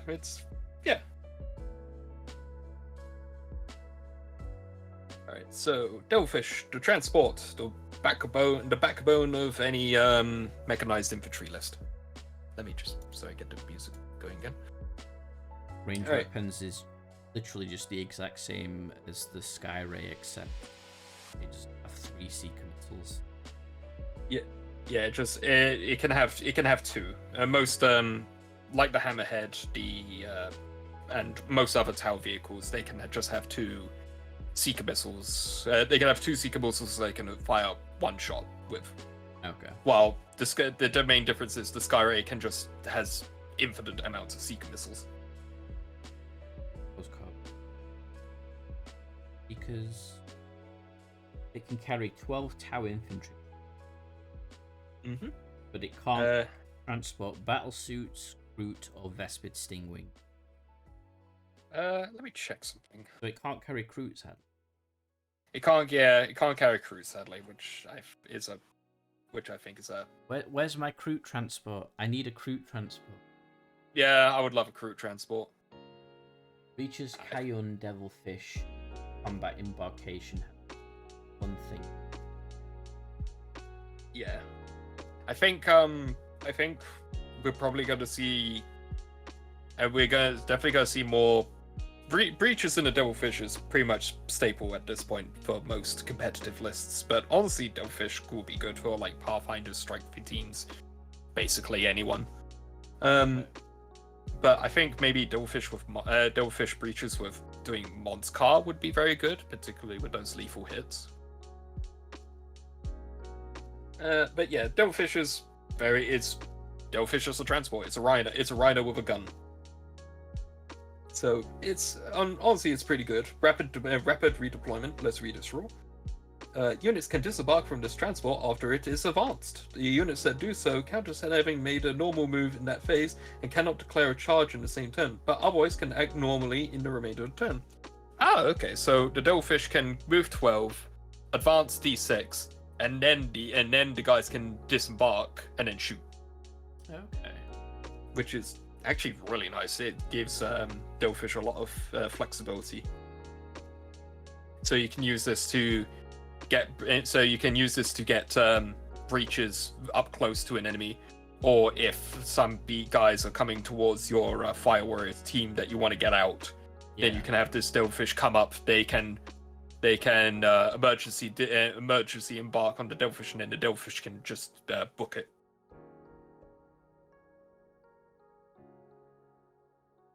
Presuming it survives the enemy attacks.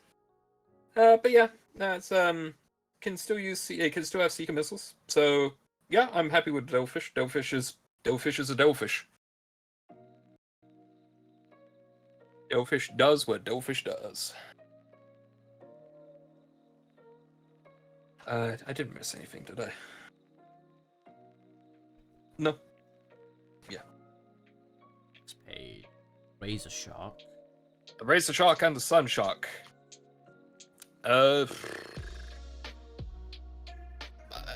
Do we really want to go through these? Nobody really uses flyers this edition. Well, let me ask the question: why?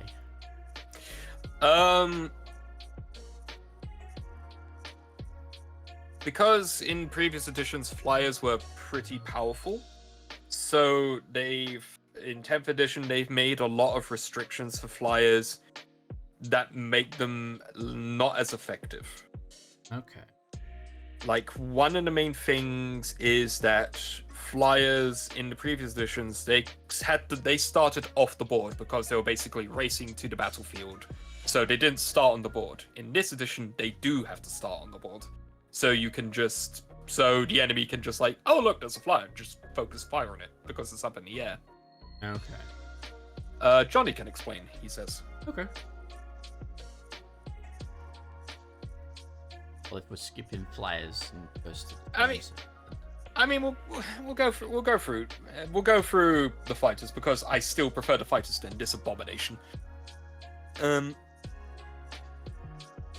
So the Razor Shark fighter is basically lore-wise is the cheaper version of the Barracuda, or the cheap alternative to the Barracuda. 20-inch movement range, toughness 10, save 3+, wounds 12, leadership 7, OC 0, because you're not taking an objective with a flying aircraft unless you want to ram it into the ground. Aircraft rules are poop and have come in 2-turn out of reserve. Always move a minimum of 20, whatever direction they face, to then turn up to 90 degrees. If you want to fly on the battlefield, then you have to go back into reserve. Okay. So I was misremembering. Okay, so because I did have a Razor Shark. I have lost my Razor Shark, so I don't have one anymore. So let's see. It had Quad Ion. Quad Ion is meh. 8 attacks, Blitz skill 4+, strength 7, AP -1, damage 1. That's very meh.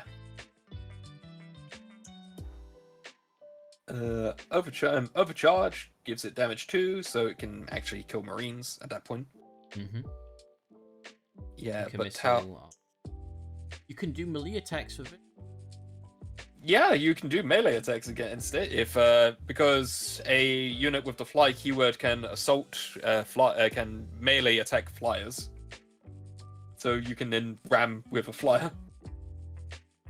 Its rules: ground strike fighter.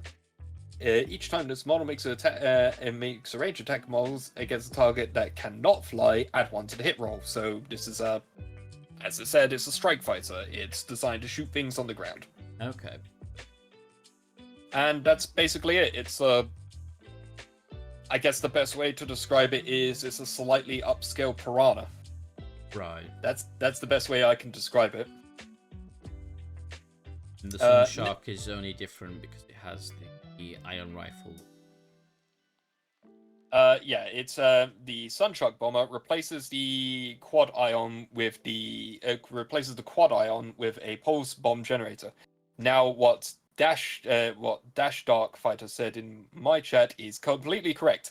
The Sun Shark bomber is probably one of the pure reasons why Flyers was nerfed into the ground. Oh, were they just that good?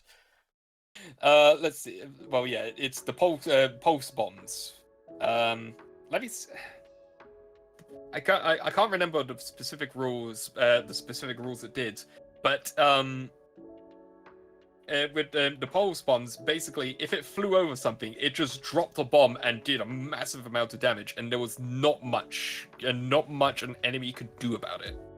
That's kind of why fighters got nerfed, or flyers got nerfed, because unless you had your own flyers or stuff that was specifically meant to take on flyers, there's not really much you can do to fight against them. Okay. So that's why flyers was nerfed into the ground. Yeah, Tass is saying here it's because they did more. Which were a terrible mechanic and still are, yeah. Alright. So yeah, it's each time this model ends a normal move, you can select one enemy unit.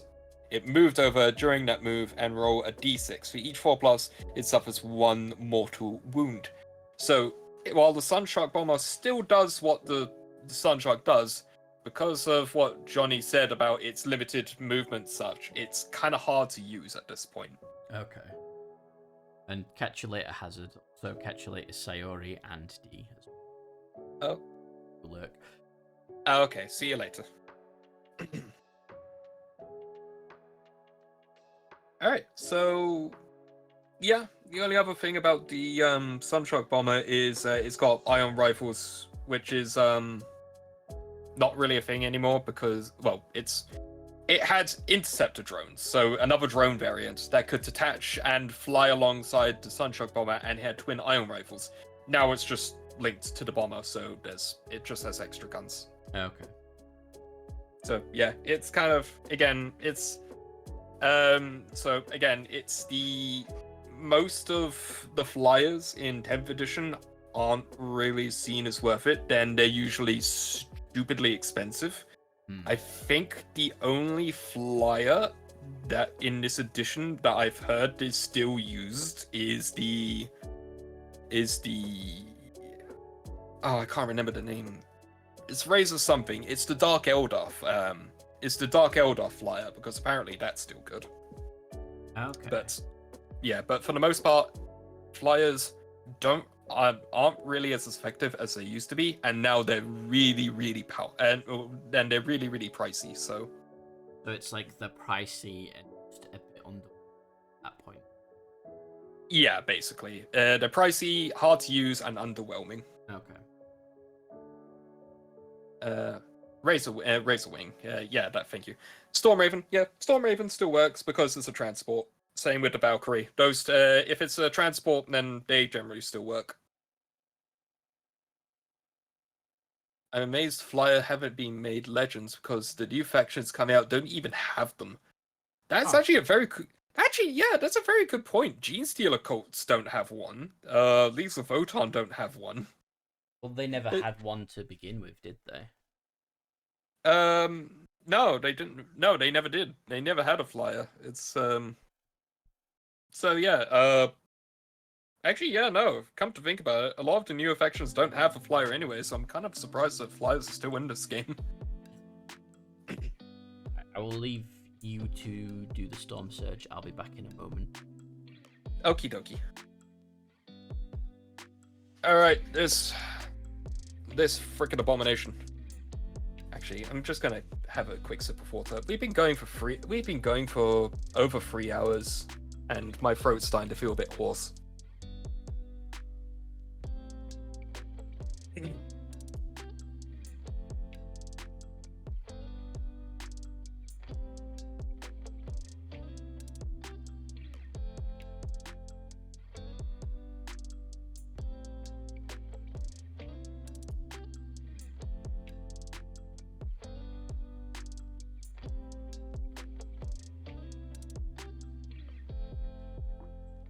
So yeah, how is everyone? Are we enjoying our talk through the Tau Codex? I'm surprised it's taken us 3 hours. I thought we were going to be done in 2 hours, but lo and behold, we're here at 3.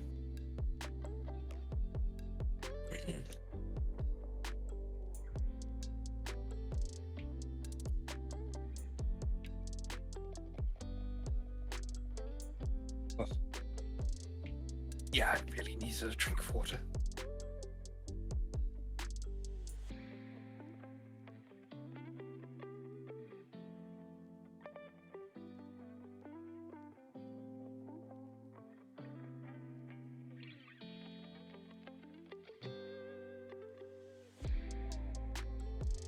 I'm sad I missed the Kroot part because I brought the box today and now I want 2k points of Kroot.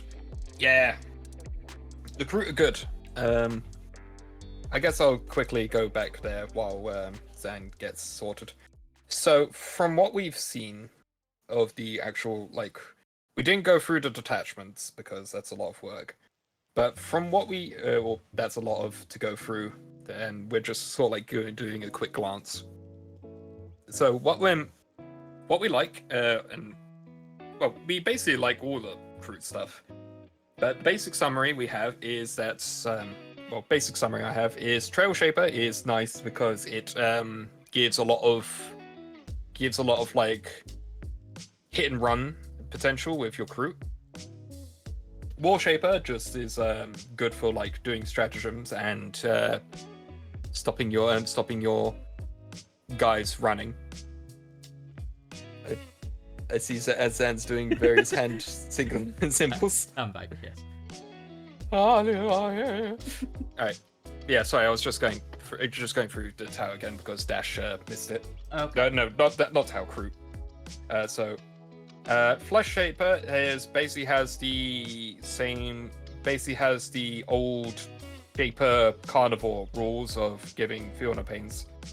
Lone Spear is really good. I can see it being used as like a primer. So like, if you have a Lone Spear, it shoots an enemy, and then it's because its ability it allows you to reroll attack rolls, to reroll to hit rolls if a Lone Spear has already shot it, and then another unit attacks it. Okay. So yeah, the Kroot Lone Spear would definitely helps priming it for what I would do, and Zan said otherwise. It's sort of like encouraging you to take a big squad of 20 kind of Kroot carnivores, because you can get two leaders of your Kroot carnivores, which you'll probably take 2 shapers.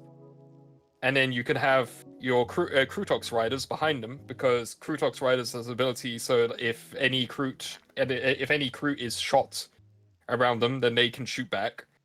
You would also want Kroot hounds, because Kroot hounds sort of like they are really fast and get bonuses if they are with the or they can. Sorry, I've been talking for 3 hours. 3.5 hours. But yeah, Kroot hounds are really good at screening and such, and can get into combat very easily if they're with Kroot carnivores. And then you have the rampages, which will just do horrible things to people if they get into combat. So honestly, I really think the Kroot are going to be really good. So yeah, I'm gonna be taking units of 20 carnivores, because the Kroot detachment lets you bring them all back for 1 CP. Yeah, I want to do that as well. Yeah, it's like, I would love to have like a imagine having like a full Kroot list, which is like 60 Kroot. Yeah. Going off the data cards, because the artwork is nice. Out symbol. Oh yeah, that is very nice. And it's gilded edges. Ooh. It's actually the blue foil that they at the codex as well. Oh, that's nice. Very nice. These are actually quite unique data cards.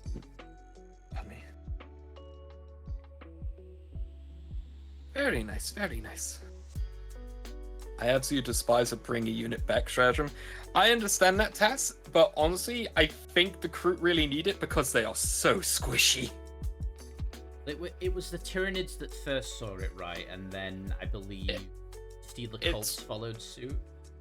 I think it was the opposite, actually. It was Gene Stealer Cultists was the first one to have that rule of you could bring a unit back once they're destroyed. Then the Tyranids picked it up in the newer editions, because the rule basically works for them for a T, because it's, as Tess said, it relies on a mechanic. The Gene Stealer Cult ones relied on a mechanic. But yeah, it's like, I understand that what Tess is saying, but honestly, it's like, I think the Kroot really did need that strategy, because if they didn't, I think the Kroot would have crumbled very quickly. They are so squishy. Yeah. Like General Guardsman would probably stand a better chance of Kroot than Kroot at shooting. They do need it because they're fragile, and the Philophus, yes, it's like, yeah, I understand what you're saying, Tess, but yeah, I would say that the 2 options would have been either give Kroot a good better invulnerable save to counteract that, make them a bit tougher so that they can take hits, or just give them this stratagem that just basically allows them to play into this whole thing. The Guard also has that strat. Yeah, they do, but its difference is they get heavy and special weapons in their squads. Yeah. Alright, shall we continue on with the abomination of nature? Storm Surge? Yeah, I really don't like Storm Surge. But let's go for it.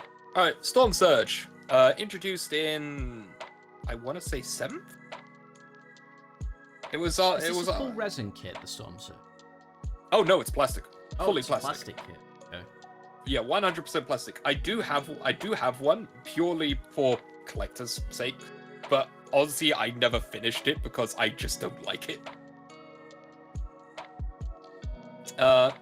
Basically, this is the Tao's answer to a Night Titan. Storm Surge is amazing in 10th. We ignore it in all previous editions. Well, we'll find out. All right. So, Storm Surge has, well, like I said, this is basically the Tao's answer to a Night Titan. It's a very big walker. It's specifically, it's not a battlesuit. It's a walker. Titanic War. It's a Titanic walker, and it's a. All right, so here's all right. I'm gonna start my rant here. It's a hammerhead. It's a walking hammerhead. That's basically what it is. It's a walking hammerhead. They should have just made a new hammerhead kit instead of the Storm Surge, because that would have fit the Tau better. But no, they decided to make a giant battlesuit. They decided to make a giant walking battlesuit because Gundam or whatever nonsense, and again, completely ignore the whole idea of the Tau being being efficient, pragmatic, and practical.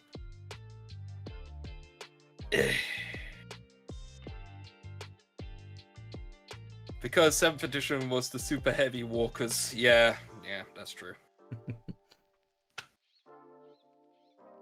But yeah, no, I don't like the Storm Surge. It should have just been a tank. It really should have just been a tank. That's basically what it is. It's a walking tank. Elder got the Wraith Knight. Wasn't Wraith Knight 6th edition? Because I remember it followed after the Riptide. No, it followed after the Imperial Knights, which followed the Riptide. It's like, in 6th edition, it's like, first we had the Riptide, then we had the Imperial Knights, then we had Wraith Knights.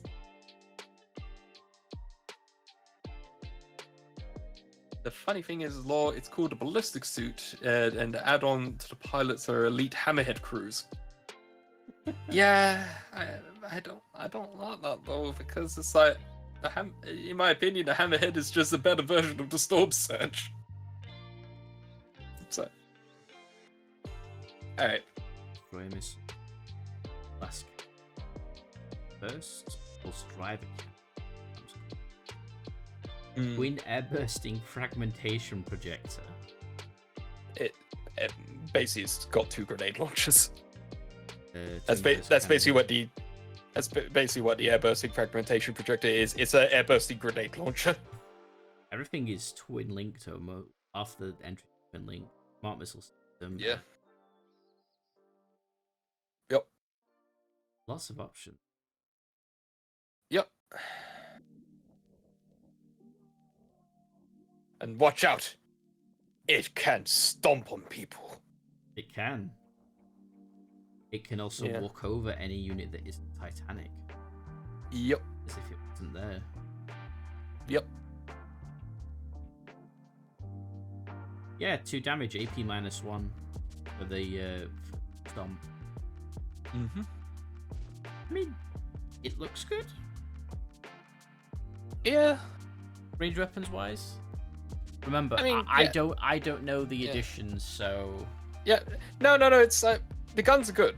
Don't get me wrong. The gun, if you want something that's just pure killy, then you can't go wrong with a Storm Surge.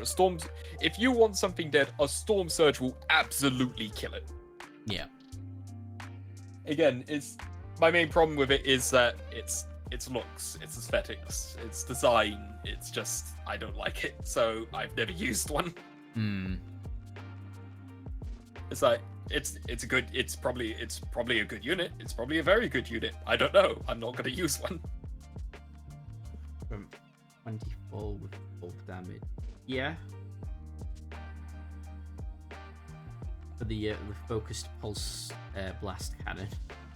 Yeah. Why did they give it a head? Here, I will say one thing, and this is something I am actually considering getting, is the bigger head, I think would look good because I think something I want to do is because I also lost a Riptide recently. I want to get a replacement Riptide. I'm thinking of kit bashing it to make the Riptides sort of like make its torso a bit lower. And one of the things I want to do is because I hate the stupid tiny head that the Riptide has, but the Storm Surge has actually got like a bigger head.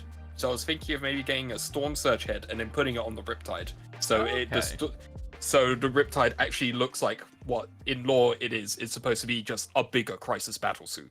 Right.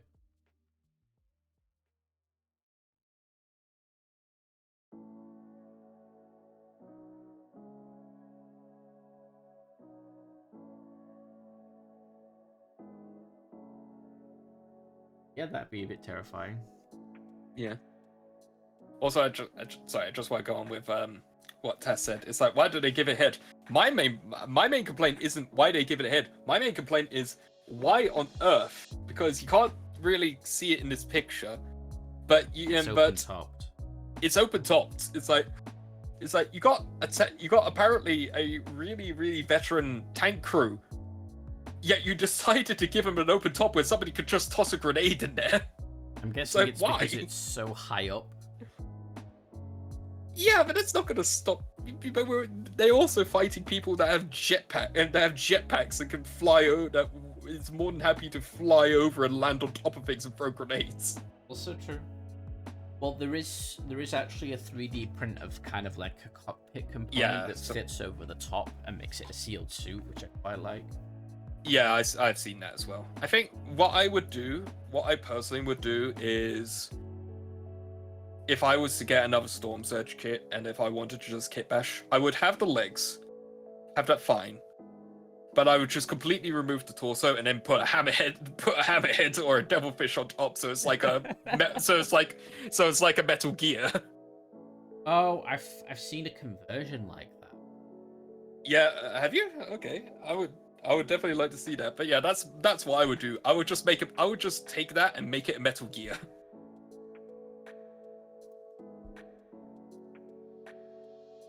And no, they are also supposed to be anchored to the ground so they stay put at the back of the lines. Yeah, this is supposed...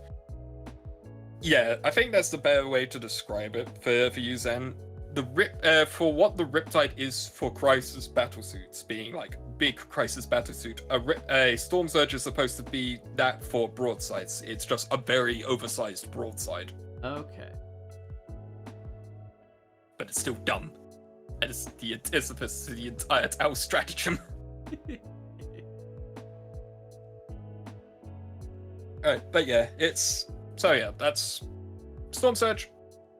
I can't again, it's like the stat wise it's fine. I'm sure it will work fine. I don't know its points costs, and I don't know how to use it because I never have used one. Find out the points cost soon. Yeah, soon. And we have fortifications. The Tide Wall. Look, all it needs is arms so it can carry... No! I am not going into this rant again. I am not going into this rant about carrying weapons with their arms because that's so fucking stupid. Alright, anyway. Fortifications. Tide Wall shield line, because, you need to have it, because if your fire warriors are tired of walking, they can just ride the gun line into battle.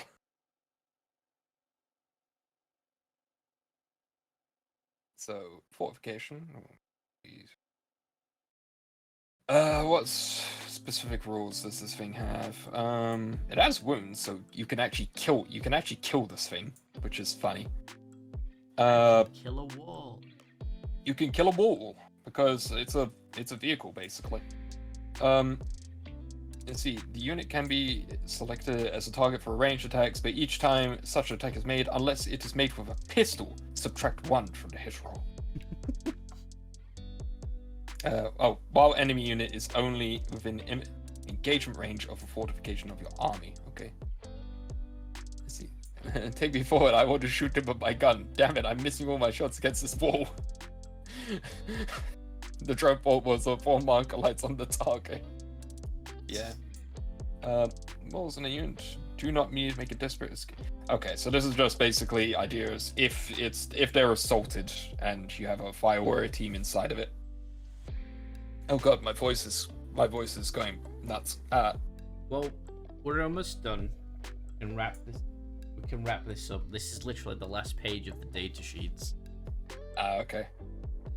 Alright, so Tide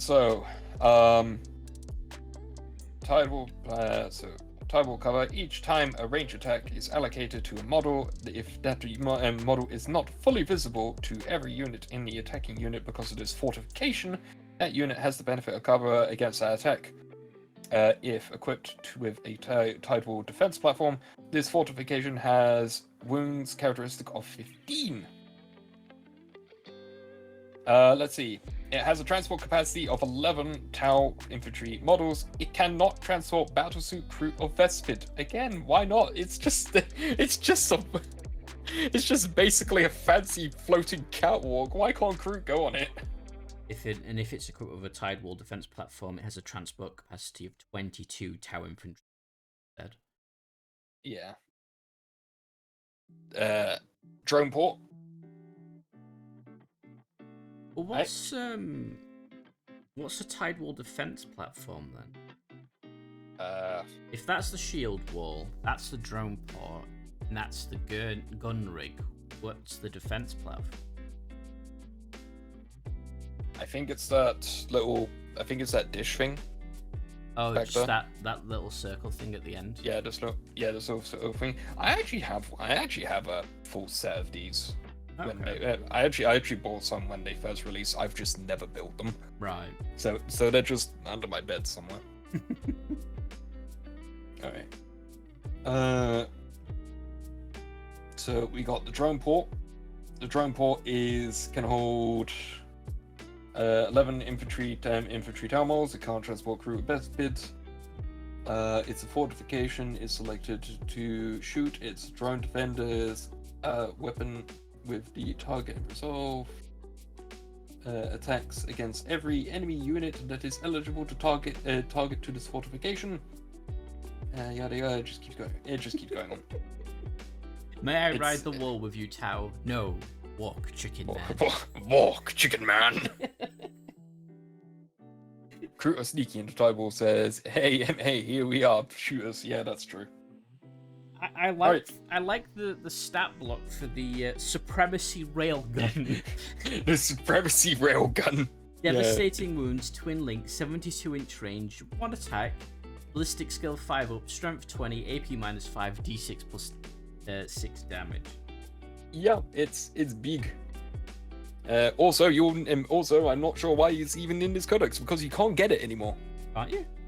No, it's completely gone. You can get the Tide Wall and you can get the drone port, but you can't get the gun rig. Really? You can't get the gun rig? Last time I checked, the gun rig is no longer available. Oh.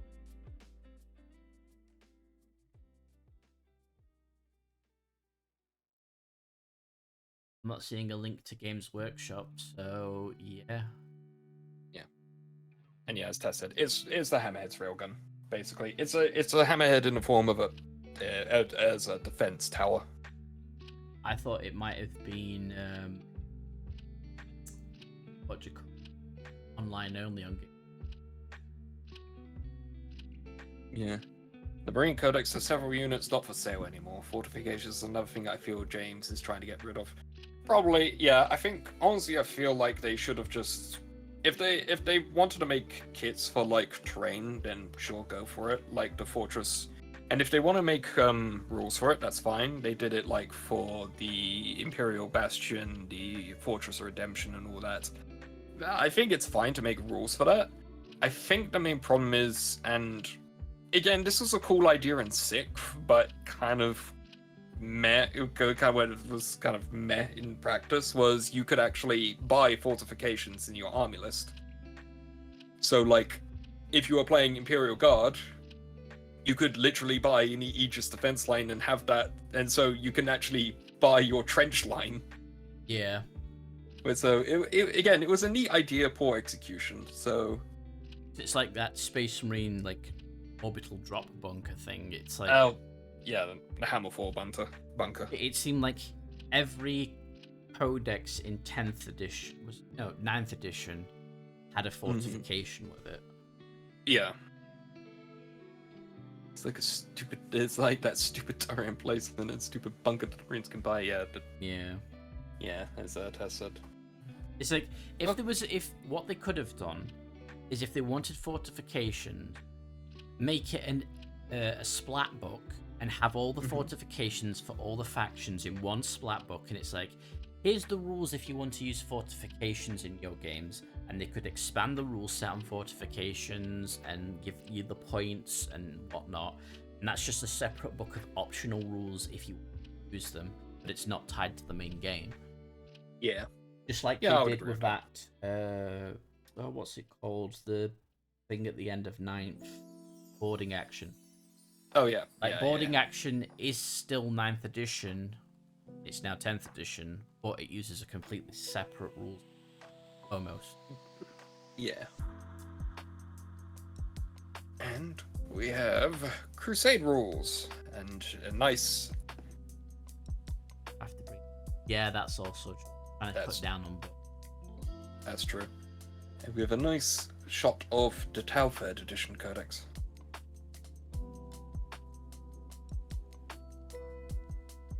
I'm not going to go too much through the. Yeah, because I'm still trying to figure out 10th edition Crusade rules. Yeah, and my throat is shot as it is. But the introduction, expanding the Empire. Have a look.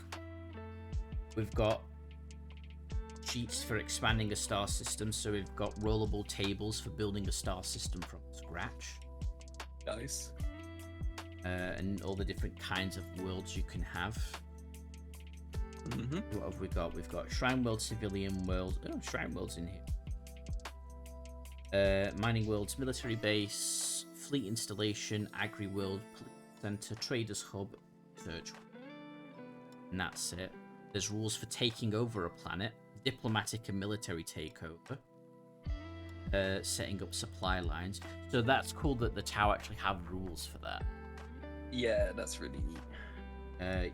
So you've got your Tau agendas here: secret meetings, protect the leadership, hit their supply lines, outflank and encircle, and teaching as a war. Got some requisitions, show of force, Totemic? Yeah. What's that? Oh, hello. Requisition after a battle you won if your Crusade army included one or more Kroot, Trail Shaper, Flesh Shaper, War Shaper model. One of those Shaper models. Oh, and it's different effects depending on the faction you fought. Oh, wait a minute. This is actually cool. This is hang on. Which one are you looking at? If one of those Shaper models destroyed your opponent's Warlord with a melee attack trick, so you know how Kroot eat and absorb traits. Yeah, you kill a Warlord and you gain a battle honor. This is rules for it. That's great. So if your Kroot Shaper kills the enemy's Warlords and say he was and say it was a Farseer that he killed a Farseer. Now that Shaper has 2 to his move characteristics, he's just faster now because he ate Elf. That's fantastic. I love that. They've added rules for Kroot eating their enemies. But only for specific faction. Imperium, Eldari, Orcs, and Leagues of Votann. Anything else, it's just +1 to their hit roll for melee attacks. Yeah. Okay, that's not too bad. I definitely would like to start a. I want to do a Crusade game. Crusade is why I got back into Warhammer. Yeah, 9th, like Dash just said, he was about to start a 9th edition Crusade with the planet system, but I know I can do it with 10th. I think glad they kept it. Yeah. Me and Zed were originally going to get back into Knife because of the Crusade system, because it's such a cool idea, just having a story campaign. Battle traits. Battlesuit units, Ethereals, Pathfinder Strike Team Breacher units, Kroot units, Takers of Heads. It's one of their battle traits. Nice. Each time this unit makes an attack roll that targets a character unit, add 1 to the hit roll. Okay.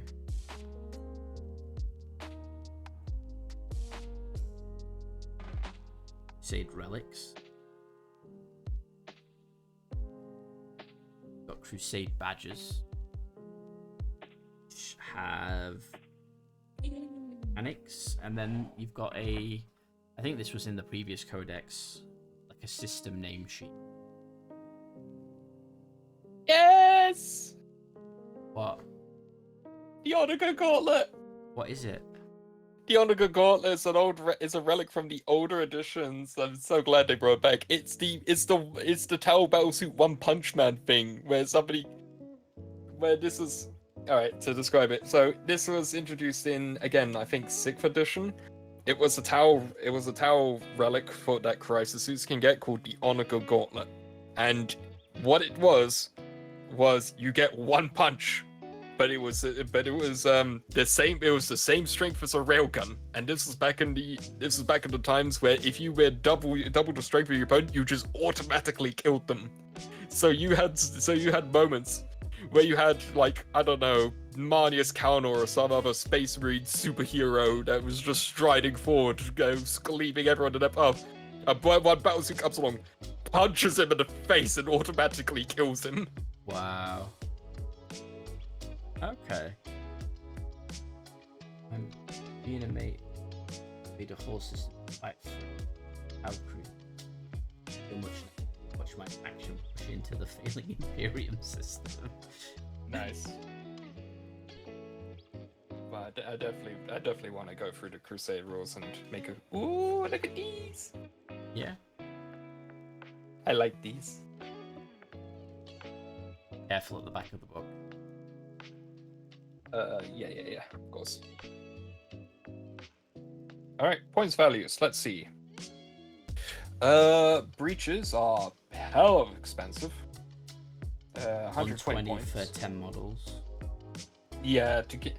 Then again, I do remember, I think Auspex Tactics talked about this. These points values don't represent the recently changed points values. That was like a few months ago, so we might receive an update to the points cost later on. Right. As a Etera, because GW's incompetent when it comes to that. Alright, let's see. So currently, Breaches 120 points, Broadsides 115 points per model, Fireblade is 50 points, Commander Farsight's 140, Commander and Cold Star is 125, Commander and Enforcer is 135, so the Enforcer's more expensive than the Cold Star. That's a weird one. Shadow Sun, 135 points. Fire Knights are 165 points, so same as Riptide with current points costs. Star Scythe, 140 points. Sunforge is 160 points. So they're all different points for the battlesuit. Yeah, which is what I mentioned. It's like the battlesuits have different roles, so and their points are designed to accommodate for that. Because again, they needed to. Again, one of the reasons why one of the reasons why they broke up the battlesuits was because they needed to place them appropriately to account for all the weapon choices that they can make. But because everyone took triple cyclic iron blasters, they needed to point price them through the roof, which was not fair for the rest of the crisis suits. Because if you were like a crisis suit that was just taking like burst cannons and flamers, you were way overcosted. Yeah. So again, them separating them into 3 branches allows you to price them on their intended roles rather than what weapons they can get. Okay. So Dark Strider, 70 points. Devilfish is 100 points. It has it, Johnny. Huh? So, He's on this about card- the Onager Gauntlet. Oh, yeah, go ahead, Johnny. It's a Crusade relic. It's a Crusade relic. The Onager Gauntlet. It's here. It's strength. It's 4 attacks, weapon skill 3+, strength 14, AP 3, damage 3. I mean, it's only in Crusade, but it's still there. Honestly, considering that the rules are there, I don't really see a problem if you're just like talking with having a friendly game and say, hey, can I just buy this? Yeah, that's true. Damage should be 12, but I'll accept it. Alright, Firesight model is 70 points, Ghost Skill is 170, Hammerhead is 155, Carnivores is 85, 10. 85 for Stalkers. 10, 170 for... Yeah, that's why I said per 10. Oh, right. Kroot Firestalkers is 105. Kroot is 40 per 5. The Lone Spear is 110. Flesh Shaper is 65. The Trail Shaper is 55. The Kroot the War Shaper is 60 points. The Warshapers seem... Are they okay prices, or points-wise? I would say no.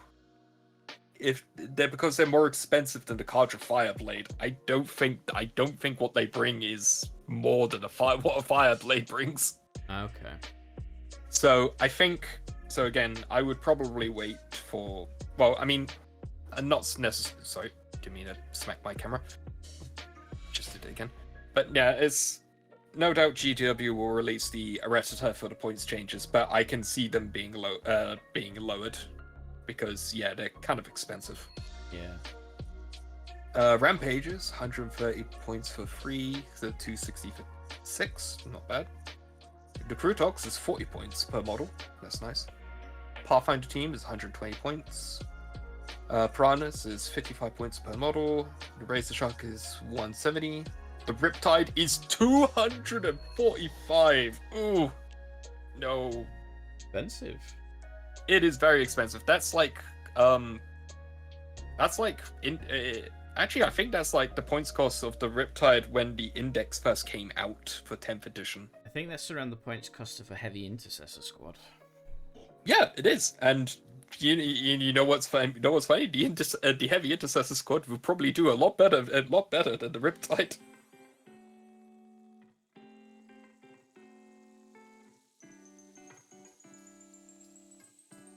How cheap Kroot are in points? I'm scared how much I'm gonna have to pay for 2k of them.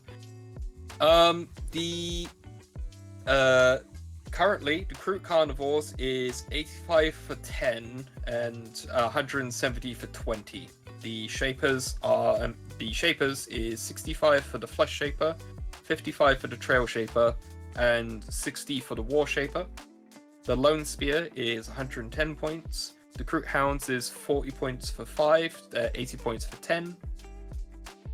The Krootox Rampages are 130 for 3 and 260 for 6. The Krootox Riders are 40 points per model, maxing out at 120 for 3. So the Kroot are cheap points values. They're not going to be cheap for your wallet. Yeah. Yeah, price wise the Kroot are not going to be cheap, which is unfortunate. But yeah, nah, it's, I mean, like I said, the Riptide prior to this codex was priced at 165, so that's gone up by 80 points if this is the actual like points values to go for, which is insane. Skyray is 175 points. Stealth Battlesuits is 75 points for 3, 150 for 6. Storm Surge is 425 points. Strike Team is 100 points. Sunshock Bomber is 160 points. The Tidewall Drone Port is 85 points. The Gun Rig is 90 points. The Shield Line The shield line is 85 points with a plus 20 points per defense platform, and the Vespid Sting Wings is 70 points.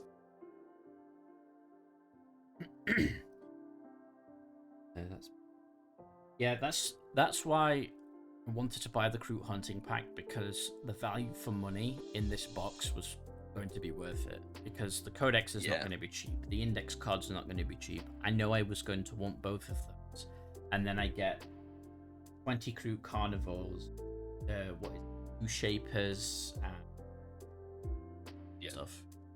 20 Kroot carnivores, 2 shapers, 3 rampages, and 1 Krootox rider. Yeah. Then that's the detachment enhancement rules. The points cost there. Yeah, we didn't look at those, so there's no point. Last page is the Cow Empire. The Empire name generator. Gives you the ranks, seps, individual names, first part, and second. Which is very nice.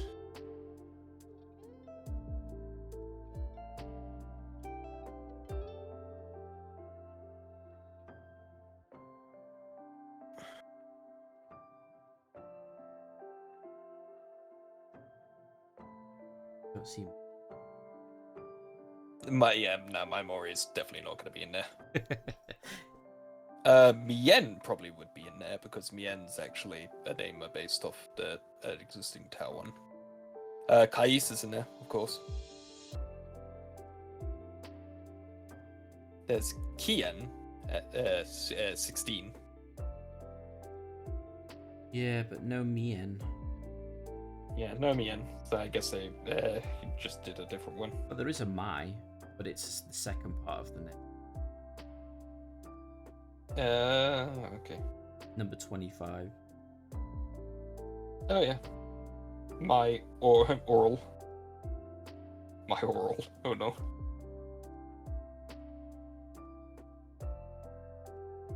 Okay. That's the codex. Yeah. Got foil on the front. Yeah, it's nice and pretty. It's very pretty. Yes. My Cold Star is named Uvasha from that list. Nice. Oh, nice.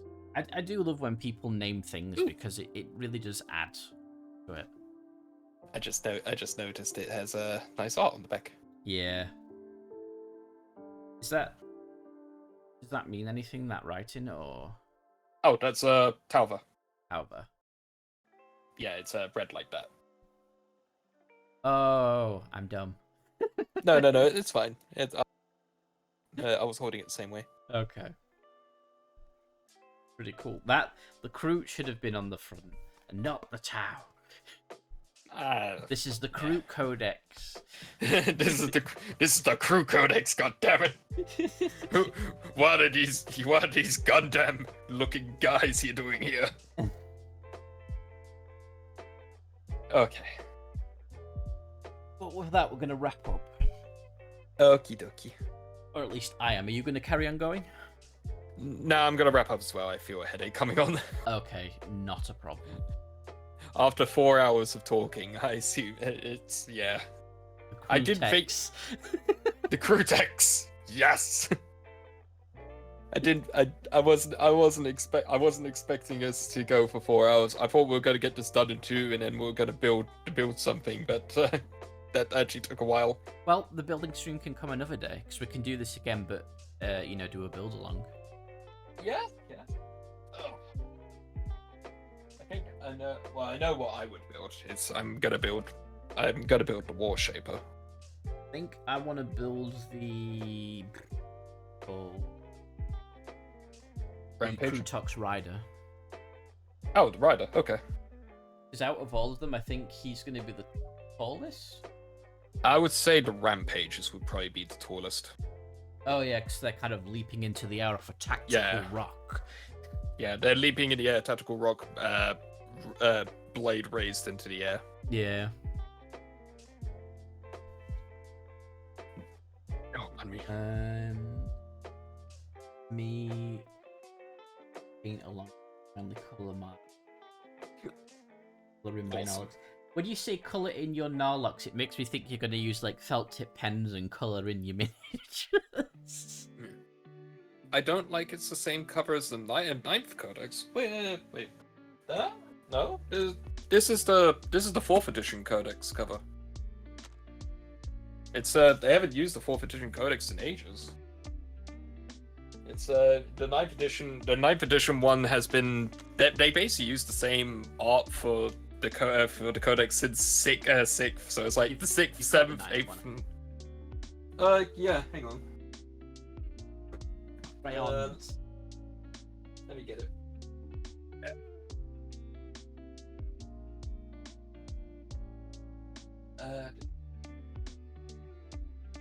No, I don't. Or do you not have it on hand? Oh wait, no, I do. It was this. Yeah, here's the ninth edition codex, which is it's not bad, but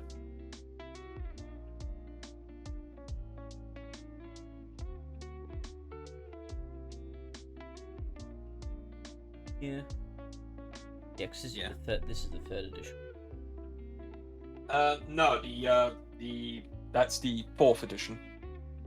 Oh, is it? Yeah. I can actually let me see if I can get you the fourth edition codex because I think I still got it around somewhere. I can't remember where I've put all my old codexes now. The markers can be used for painting. Yeah, I've seen people use these ones tasks, the Pigma Micron. I've got a couple of these. I don't use them for painting or like that, but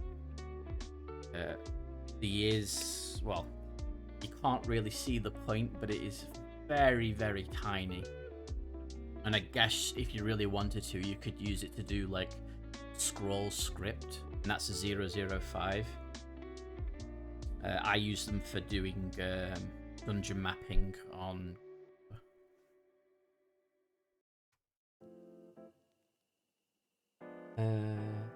Oh, the case it comes in.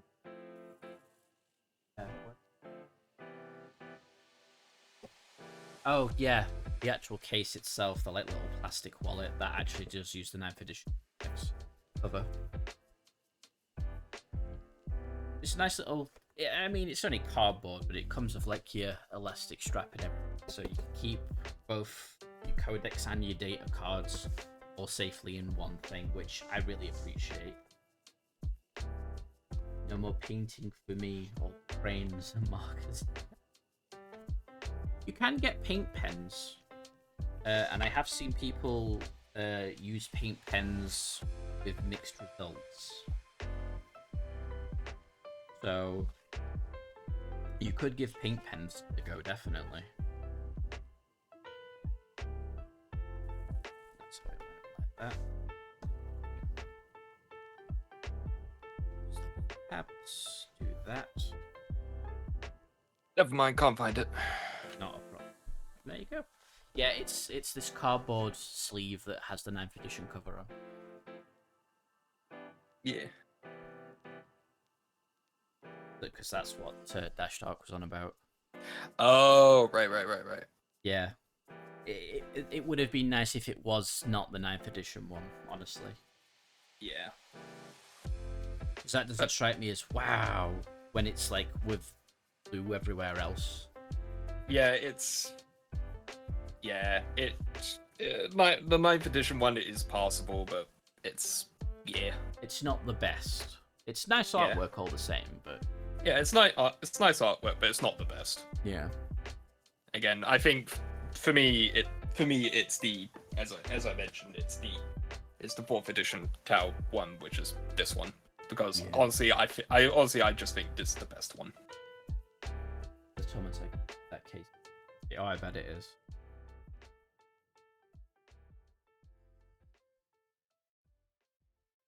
Yes. Yes. Oh yeah, I guess they would be.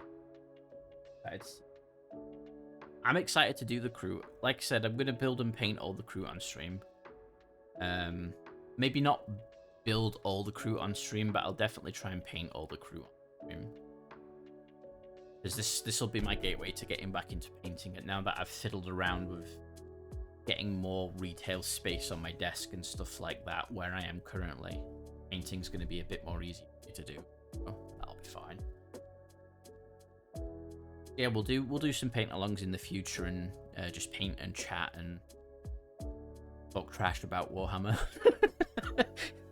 Sounds good. Right, I'm gonna wrap up though. Shall we raid D? He's live. Yeah, we'll go raid D. He's not doing Warhammer, so I will warn people ahead of time. Where is... He's playing Dragon's Dogma 2, I believe. Yes, he is. Yeah, so he's not, as Zan mentioned, he's not playing Warhammer related stuff. So if you're here for Warhammer content, then just feel free to go now. But we'll be raiding D. Oh, wait, can't do it like that. I have to do that. Yes, I have a little wireless keyboard for anyone who's interested, but you're not. 'Cause you're not here for keyboards. You're here for Warhams. Warham. Speaking of hams, does the flesh shape it? Yeah. hang on. There we go. The ham. Oh yeah, The 'cause Warham. he literally does have the Warham. He is the Warham He has. 40,000. The flesh shaper is the Warham 40k. All right, well, thank you guys for joining. It's been nice having you all here, and thank you to D6 Fix Dix Dion for the raid, and then obviously for the follow, Tip Top Baker and A Sunder again for the follows as well. Appreciate that. And yeah, we'll be back sometime soon. We'll announce in our Discords because we've both got Discord channels. Yes. So yeah, bye for now. Bye bye.